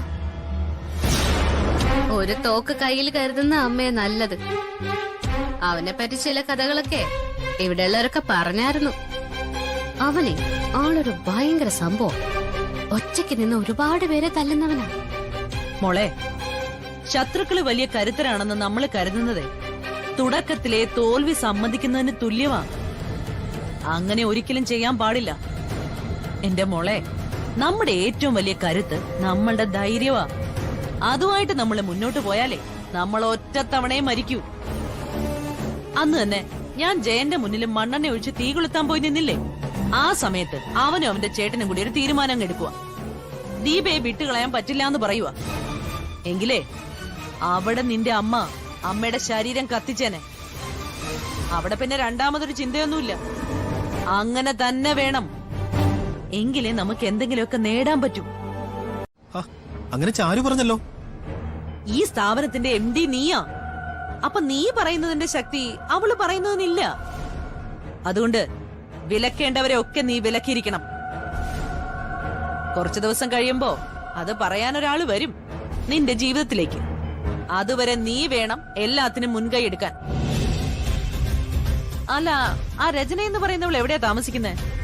അതെനിക്കറിയത്തില്ല. അമ്മ ഇനി അവളുടെ പിന്നാലെ പോയിട്ട് വെറുതെ വിഷയങ്ങളൊന്നും ഉണ്ടാക്കണ്ട. അവൾ എവിടെയാണെന്ന് അറിഞ്ഞിരുന്നെങ്കിൽ ആ വീട് തെരഞ്ഞു പിടിച്ച് പോയിട്ട് അവളെ ഞാൻ വലിച്ചു കീറിയനെ. അമ്മ ഉദ്ദേശിക്കുന്ന പോലെ ഒരു പെൺകുട്ടി അല്ല അവള്. അമ്മ വലിച്ചീറാൻ നിന്നാലേ അവള് നിന്ന് തരത്തൊന്നുമില്ല. എന്നാ പിന്നെ കാണാവടാ. ജയിലിൽ കിടന്നപ്പോ എല്ലാം തികഞ്ഞവളുമാരെ ചവിട്ടി കൂട്ടിയവളായി ഞാൻ. പിന്നെ അല്ലേ ഈ നരുന്ത് പെണ്ണ്. അവളെ എവിടെയെങ്കിലും ഒക്കെ വെച്ച് ഞാൻ കാണട്ടെ. അന്ന് അവളുടെ അഹങ്കാരം ഞാൻ മാറ്റിക്കൊടുക്കും. ആ, എത്രയുണ്ടടാ നിന്റെ കയ്യില്? നിന്റെ കയ്യിൽ ഇപ്പൊ പൈസ എത്രയുണ്ടെന്ന്?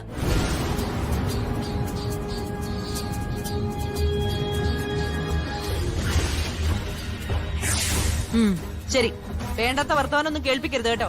എന്നെ ഇങ്ങോട്ട് വരുത്തരുതെന്ന്. അവൾക്ക് അവിടെ 2 ആമക്കളെ നഷ്ടപ്പെടും. എന്നാ പിന്നെ ഞാൻ ഇറങ്ങട്ടെ മക്കളെ. ഒരു ചായ പോലും കുടിക്കാതെ പോവാണോ അച്ഛാ? വേണ്ട മോളെ, മനസ്സിനൊരു സുഖമില്ല. ശരി.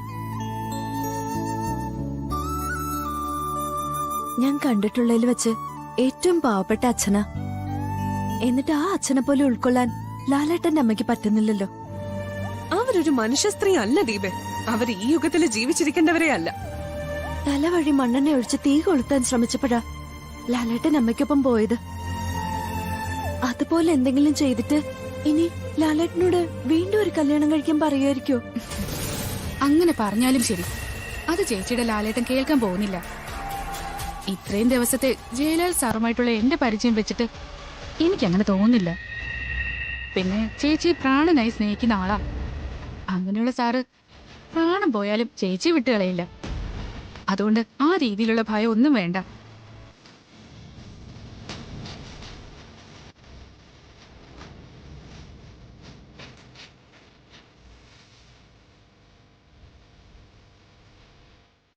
നിങ്ങളെ ഇന്ന് ഞാൻ അയ്യോ കാണിച്ചു തരാം. അമ്മേ, അയ്യോ അമ്മേ, വേണ്ട വേണ്ട അമ്മേ. അമ്മേ, വേണ്ട അമ്മേ. അമ്മേ, എന്നെ കളിയാക്കാൻ വേണ്ട. ഞാനിന്നൊരു കാലിൽ വീഴും. ജയിലിലേക്ക് പോയാലും ശരി. വിടൂ. ഇനി നാശം പിടിച്ചവനെ കാണാൻ പാടില്ല. നീ ഓടുന്നൊക്കെ പണ്ട്. ആ, അമ്മേ, വിട്. വിട്. അമ്മേ, വിട്. കൊല്ലും. അമ്മേ, വിട് അമ്മേ. എനിക്ക് ഇയാളെ കാണാൻ വേണ്ട. വിട്. ശ്ശോ.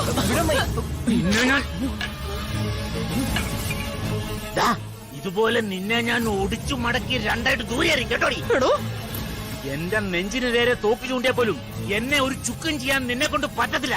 അന്നാ ഓൾറെഡി നീ കണ്ടോ, ഇവന് പോലും സന്തോഷമായി. യാതൊരു ഉളുപ്പും കൂടാതെ മക്കളെയൊക്കെ സാരിത്തുമ്പി കെട്ടിയിടാൻ നോക്കുവാ നീ. ജയനെ കൊണ്ട് വേറെ പെണ്ണ് കെട്ടിക്കാൻ നോക്കാ നീ അല്ലേടി? ഓ, അതറിഞ്ഞിട്ടാണല്ലേ വരവ്. അതേടി, നിന്റെ അമ്മ ഈ ജന്മം മുഴുവൻ നോക്കിയാലും അങ്ങനെ ഒരു ചടങ്ങ് നടക്കാൻ പോകുന്നില്ല.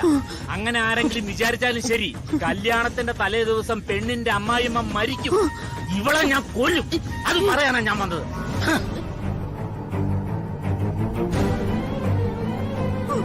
അമ്മാവനിപ്പോ ഒരാണായി. അയ്യോ,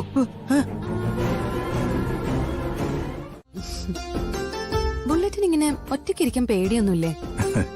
ഞാനെന്തിനാ പേടിക്കുന്നത്? അല്ല, ചുറ്റിനും ശത്രുക്കളാണല്ലോ. അവരെല്ലാം കൂട്ടത്തോടെ വന്നാ ഒറ്റയ്ക്ക് നിന്ന് പൊരുതാൻ പാടായിരിക്കില്ലേ? ഹേയ്, ഒരു പാടുമില്ല. അങ്ങനെ ഒറ്റയ്ക്ക് നിന്ന് പൊരുതിട്ടുണ്ട് ഞാൻ ഒരുപാട് തവണ.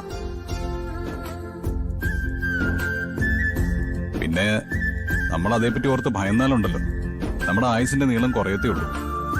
ജീവിതത്തില് ഇന്ന് വരെ ബുള്ളറ്റ് പേടിച്ചിട്ടില്ലേ? ആ. ഞാൻ ഭയന്നത് എന്റെ അച്ഛനെ കൺമുമ്പിലിട്ട് വെട്ടിക്കൊല്ലുന്നത് കണ്ടപ്പോഴാ. അത് കുറച്ചുനാളങ്ങനെ മനസ്സിൽ കിടന്നു. പിന്നെ ആ മനസ്സ് പരുക്കനായത്. സത്യം പറയാലോ, ഇങ്ങനെ ഒരാളെ പരിചയപ്പെടുമെന്ന് ഞാൻ ജീവിതത്തിൽ ഒരിക്കലും കരുതിയതല്ല. പരിചയപ്പെട്ടത് ഒരു തെറ്റായി പോയെന്ന് തോന്നുന്നുണ്ടോ? ഏയ്, ഒരിക്കലുമില്ല. ഗുണ്ടയുടെ പിന്നാലെ നടക്കുന്നു, ഗുണ്ടയെ പ്രേമിക്കുന്നു എന്നൊക്കെ പറഞ്ഞ് ഒരു പ്രചാരണം ഉണ്ടിപ്പോ. എന്റെ അച്ഛനോ ആങ്ങളെയൊക്കെ തന്നെ അതിന് പിന്നില്.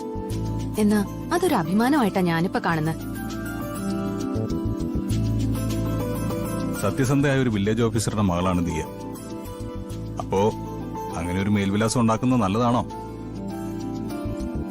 ആ വില്ലേജ് ഓഫീസർ ആദ്യമൊക്കെ എന്നെ വിലക്കിയിരുന്നു. എന്നാ ഇപ്പോ എന്നെ പോലെ തന്നെ എന്റെ അമ്മയ്ക്കും ബുള്ളറ്റിനെ ഇഷ്ടാ. ഒരുപാട് നാളുകൾക്ക് ശേഷമാണ് ഒരു കുടുംബത്തോട് എനിക്ക് ഇത്ര അടുപ്പം ഉണ്ടാവുന്നത്. ഞാൻ ഇത്രയൊക്കെ അവരെ സ്നേഹിക്കുന്നത്. അന്ന് ജീപ്പ് തട്ടിയ ശേഷം ശരീരം ആസകലം മുറിവുമായിട്ട് ബുള്ളറ്റ് ഹോസ്പിറ്റലിൽ കിടന്നപ്പോ ഞാൻ അനുഭവിച്ച വേദന എത്രയെന്ന് പറയാൻ പറ്റില്ല. ഞാൻ തന്നെ ഓർത്ത് ഏറ്റവും കൂടുതൽ വേദനിച്ചപ്പോഴാണെന്നറിയോ? പെട്ടെന്ന് എല്ലാം അവസാനിപ്പിച്ച് നല്ല മാർഗത്തിലേക്ക് വരാൻ പറ്റില്ലെന്ന് ബുള്ളറ്റ് പറഞ്ഞിരിക്കുക. നിനക്ക് ഈ ബുള്ളറ്റ് എന്നുള്ള വിളിയൊന്ന് അവസാനിപ്പിച്ചൂടെ? ഞാൻ പറഞ്ഞല്ലോ അമ്മേ, ഇപ്പൊ അങ്ങനെ വിളിക്കുന്നതാ ബുള്ളറ്റിനും ഇഷ്ടം. ജഗനെ ഇങ്ങോട്ട് വിളിച്ചായിരുന്നോ? പിന്നെ വിളിക്കാതെ വരാന്ന് പറയുന്നതല്ലാതെ വ്യക്തമായ ഒരു മറുപടി തരുന്നില്ല. എന്റെ കയ്യില് പൈസയൊന്നും ഇല്ലാത്തതുകൊണ്ടാ. അല്ലെങ്കിൽ ഞാൻ പുറത്തു കൊണ്ടുപോയി ഒരു പാർട്ടി നടത്തിയേനെ. ഇപ്പൊ പാർട്ടി നടത്തുന്ന ആളിനും കൂടി ബുള്ളറ്റ് പൈസ കൊടുക്കേണ്ടി വരും. ഏതായാലും മോളുടെ അച്ഛനുൾപ്പെടെ ഒന്ന് വിരണ്ടിട്ടുണ്ടെന്നാ തോന്നുന്നേ. ഇനി വിരളാൻ പലരും ഉണ്ടമ്മേ. ലാലേട്ടന്റെ അമ്മയും പെങ്ങളും ഉൾപ്പെടെ പലരും. അതേപ്പറ്റിയൊക്കെ ജഗനോട് സംസാരിച്ചായിരുന്നോ? എല്ലാം സംസാരിച്ചു. എന്നിട്ടാ പറഞ്ഞത്, കാര്യങ്ങളുടെ പോക്ക് ഇങ്ങനെയാണെങ്കിൽ അടുത്തൊന്നും എനിക്ക് നല്ലവനാവാൻ പറ്റത്തില്ലാന്ന്. അറിഞ്ഞോ അറിയാതെയോ ചിലത് നമുക്ക് നഷ്ടപ്പെടുമ്പോ മറ്റു ചിലത് നമ്മുടെ ജീവിതത്തിലേക്ക് കടന്നു വരിക മോളെ. രജനിയുടെയും ജഗന്റെയും ഒക്കെ വരവ് അങ്ങനെ തന്നെ ഞാൻ കാണുന്നത്. നേരത്തെ ഈ ഗുണ്ടായിസായിട്ട് നടക്കുന്നവനെയൊക്കെ എനിക്ക് കണ്ണെടുത്ത കണ്ടുകൂടായിരുന്നു. ഇപ്പൊ മനസ്സിലായി അവരിലും ഒരുപാട് നന്മയുള്ളവരുണ്ടെന്ന്.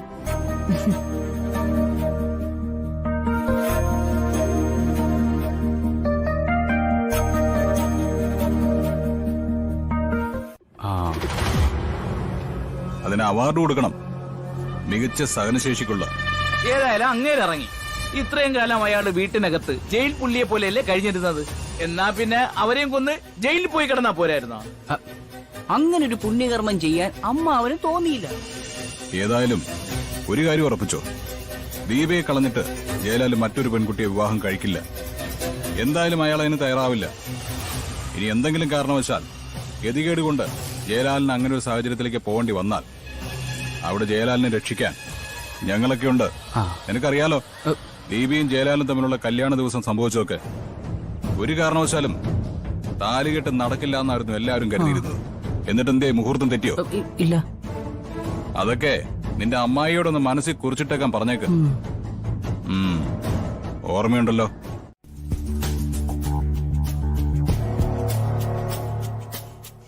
ഹരിതേ, നോക്ക് ഹരിതേ, കൊറേ പെൺകുട്ടികളുടെ ഫോട്ടോസ് ഇതിലുണ്ട്. ഇതില് നിനക്ക് ആരെ ഇഷ്ടപ്പെട്ടെന്ന് നോക്കി പറഞ്ഞേ. ദേ കണ്ട. എന്തിനാ മാഡം? ഒന്ന് നോക്ക്, എന്നിട്ട് എന്തിനാന്ന് ഞാൻ പറയാം.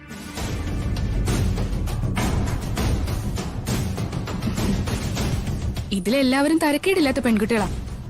എങ്കിൽ ഇതിൽ ആരാ എന്റെ ഏട്ടനുമായിട്ട് കൂടുതൽ ചേരുന്നത്? സംശയിക്കണ്ട, എന്റെ ഏട്ടനെ കൊണ്ട് രണ്ടാമതൊരു കല്യാണം കഴിപ്പിക്കാൻ അമ്മ തീരുമാനിച്ചു. ഇതിനകത്ത് ആരെങ്കിലും കാണാൻ കൊള്ളാമെങ്കിൽ പിന്നെ ജാതകം നോക്കി ആ ബന്ധം ഉറപ്പിക്കണമെന്നാ അമ്മ പറയുന്നത്. അല്ല, മാഡത്തിന്റെ ഏട്ടൻ അതിന് സമ്മതിക്കോ? ഏട്ടന്റെ സമ്മതമൊന്നും അമ്മ നോക്കാറില്ല. അമ്മ പറയും, ഏട്ടനനുസരിക്കും. അതാ ഞങ്ങളുടെ വീട്ടിലെ രീതി. അല്ല, ഞാൻ മനസ്സിലാക്കിയെടുത്തോളം സാറിന് സാറിന്റെ ഭാര്യ ജീവനാ.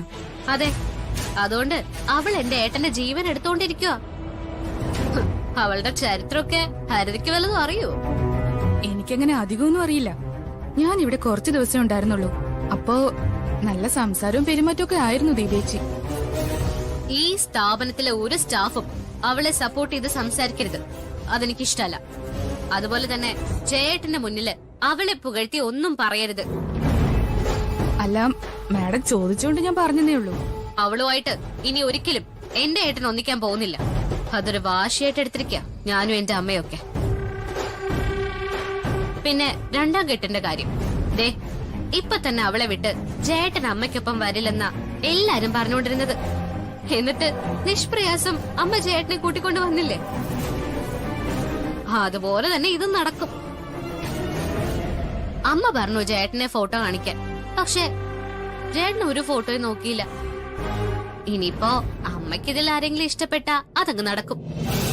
അതുവരെ ദീപ എന്ന രാക്ഷസി ഏട്ടന്റെ മനസ്സിലുണ്ടാവും. അല്ല, ഇതിനകത്ത് ഒരാളെ ഹരിത ഏട്ടന് വേണ്ടി സെലക്ട് ചെയ്തില്ലല്ലോ. ഒന്നുകൂടെ നോക്കിയേ. ദീപേച്ചിയോളം ഭംഗിയുള്ള ഒരുത്തി പോലും ഇതിനകത്തില്ല. അല്ല, ഹരിത എന്ത് പറയുന്നു? അല്ല, ഇതിനകത്ത് സാറിന് ചേരുന്ന ആരെയും ഞാൻ കണ്ടില്ല. ഉറപ്പാണോ? എനിക്കങ്ങനെ തോന്നുന്നു. ഇതിനകത്തുള്ള എല്ലാവരും ദീപ എന്ന് പറയുന്നവളെക്കാളും സുന്ദരികളാ. എന്താ അല്ലേ? അല്ലാന്ന് പറഞ്ഞോ ഈ അഹങ്കാരി ചിലപ്പോ എന്നെ ഇവിടുന്ന് പുറത്താക്കും. അല്ലേ? ഒന്ന് രണ്ട് പേര് ദീപേച്ചേക്കാളും കൊള്ളാം. എന്റെ അത്രയും സൗന്ദര്യമൊന്നും ആർക്കും ഇല്ല. പക്ഷെ എന്റെ നോട്ടത്തിൽ ഇതിനകത്തുള്ള എല്ലാവരും അവളെക്കാളും ചന്തമുള്ളവരാ. അവള് പുറമെ കുറച്ച് വെളുപ്പൊക്കെ ഉണ്ട്, പക്ഷെ ഉള്ളുണ്ടല്ലോ അത് ഭയങ്കര കറുപ്പാ. അത് വെച്ച് എന്റെ ഏട്ടനെ മൊത്തത്തിൽ സ്വന്തമാക്കാനായിരുന്നു അവളുടെ പ്ലാൻ. എന്നാൽ അതെ, മുളയിലേ നുള്ളി. ഇനി അത് വീണ്ടും പൊട്ടി മുളയ്ക്കാൻ ഞങ്ങൾ സമ്മതിക്കില്ല. ശരിയെന്നാ.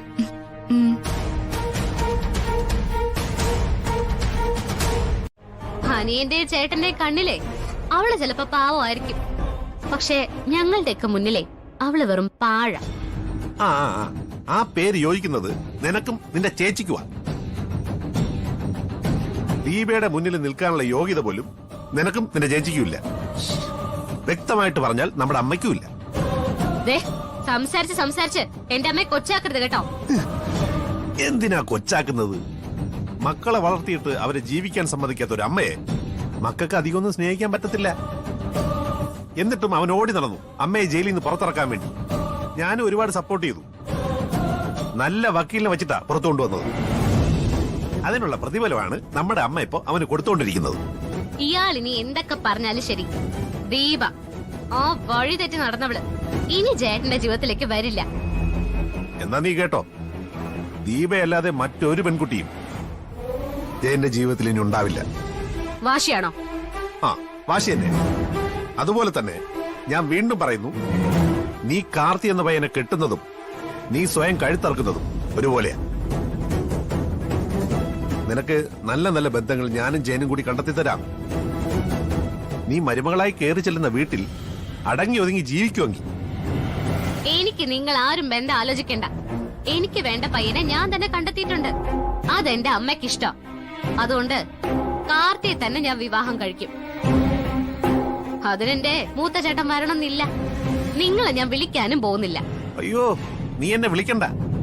പക്ഷേ നീ എന്നെ വിളിക്കും. അവനൊപ്പം ജീവിച്ചു മതിയാവുമ്പോ, അവന്റെ വീട്ടിൽ കിടന്ന് നട്ടം തിരിയുമ്പോ. എല്ലാവരുമേ നമ്മുടെ അച്ഛനെ പോലെയാണെന്ന് കരുതരുത്. ഭാര്യമാരുടെ മുന്നിൽ നട്ടല് വളച്ച് നിൽക്കുമെന്നും കരുതരുത്. എന്തായാലും ജയന്റെ ജീവിതം കശക്കേറിയാൽ ഞാൻ സമ്മതിക്കില്ല. ധൈര്യമായിട്ട് ഭാര്യയും വിളിച്ചോണ്ട് പുറത്തൊക്കെ ചുറ്റിക്കോ. പോകാനുള്ളിടത്തൊക്കെ പൊയ്ക്കോ. ആരുടെയും യാതൊരു ശല്യവും നിങ്ങൾക്കുണ്ടാവില്ല. ചാരു ഇവിടെ ഉണ്ട്. ഒരു ചാരുവില്ല. ചാരു ഇവിടെയാ. അവിടെയോ? ആ, ഒരു 3 മണി സമയത്തൊക്കെ എല്ലാവരും നല്ല ഉറക്കമായിരിക്കുമല്ലോ. എന്നാൽ ആ സമയത്ത് ഞാൻ ഉറങ്ങിയില്ല. ഞാനും കറണ്ടും. ഞങ്ങൾ അവിടെ വന്ന് ഉറക്കത്തിൽ കിടന്ന തന്റെ പെങ്ങളെ ഇങ്ങോട്ട് കൂട്ടിക്കൊണ്ടു വന്നു. ഞങ്ങളോടൊന്നും തോന്നരുത്. ജയലാലിന്റെയും ദീപയുടെയൊക്കെ ശ്വാസം മുട്ടൽ കണ്ടപ്പോ ഇതല്ലാതെ വേറെ വഴിയില്ലെന്ന് തോന്നി. ഇന്നിനി വൈകുന്നേരം തന്റെ പെങ്ങളെ ഞാൻ അങ്ങോട്ട് വിടൂ. എന്റെ അരികിൽ അവൾ ഇരിക്കുന്നതിൽ തനിക്ക് വിശ്വാസക്കുറവൊന്നുമില്ലല്ലോ? ഏയ്, അങ്ങനെയൊന്നുമില്ല. ഞാൻ കുറച്ച് സാഹസമാണ് കാണിച്ചത്. എന്നാലും ചില സമയത്ത് അങ്ങനെ വേണ്ടി വരും ജയലാലെ. നിങ്ങൾക്ക് തമ്മിൽ കാണാൻ കഴിഞ്ഞാൽ തന്നെ നിങ്ങളുടെ മനസ്സൊന്ന് തണുക്കും. അതുകൊണ്ട് ഇന്നത്തെ ദിവസം ഷോറൂമിലേക്കൊന്നും പോകണ്ട. രണ്ടാളും എവിടെയെങ്കിലും പോയി അടിച്ചു പൊളിച്ച് തകർക്ക്. അല്ല, അമ്മ ഇതറിഞ്ഞു കഴിഞ്ഞാ? എന്തായാലും തന്റെ പെങ്ങളിത് അറിയത്തില്ല. അറിയാനുള്ള അവസരം ഞാൻ കൊടുക്കില്ല ജയലാലെ. പിന്നെ ഇവിടുന്ന് പോയ ശേഷം അറിഞ്ഞാലും കുഴപ്പമൊന്നുമില്ലല്ലോ. ഏതായാലും കാര്യം നടക്കട്ടെ. താൻ പെട്ടെന്ന് കുളിച്ച് റെഡിയായി പോവാൻ നോക്ക്. ശരി.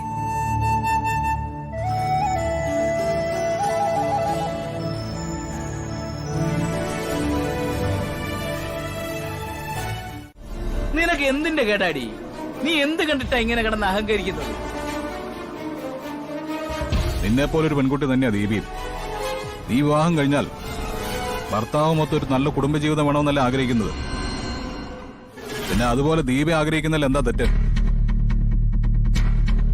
ജയലാല് ചേട്ടന് ദീപ ചേച്ചി എന്ന് പറഞ്ഞാൽ ജീവനാ. പിന്നെ എന്തർത്ഥത്തിലാ ഭാര്യയും ഭർത്താവിനെയും തമ്മിൽ നീ അകറ്റാൻ നോക്കുന്നത്?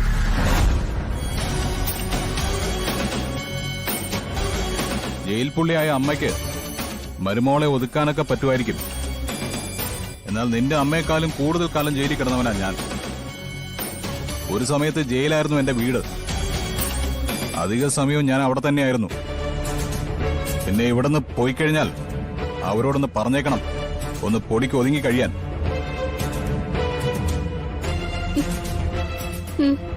നിന്നോട് ആ പ്രേമനൊന്നും പറയാറില്ലേടി? ഇല്ല. ഒന്നും? ബുള്ളറ്റ് ഒന്നും കേൾക്കുന്ന അയാൾക്ക് പേടിയാ.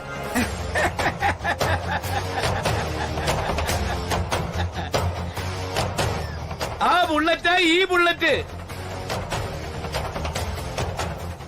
അറിയാം.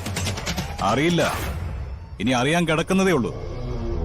ഭർത്താവിന് ഭാര്യയെ കാണാൻ വേണ്ടിയിട്ടാ ഇങ്ങനെ ഒരു നാടകം കളിക്കേണ്ടി വന്നത്.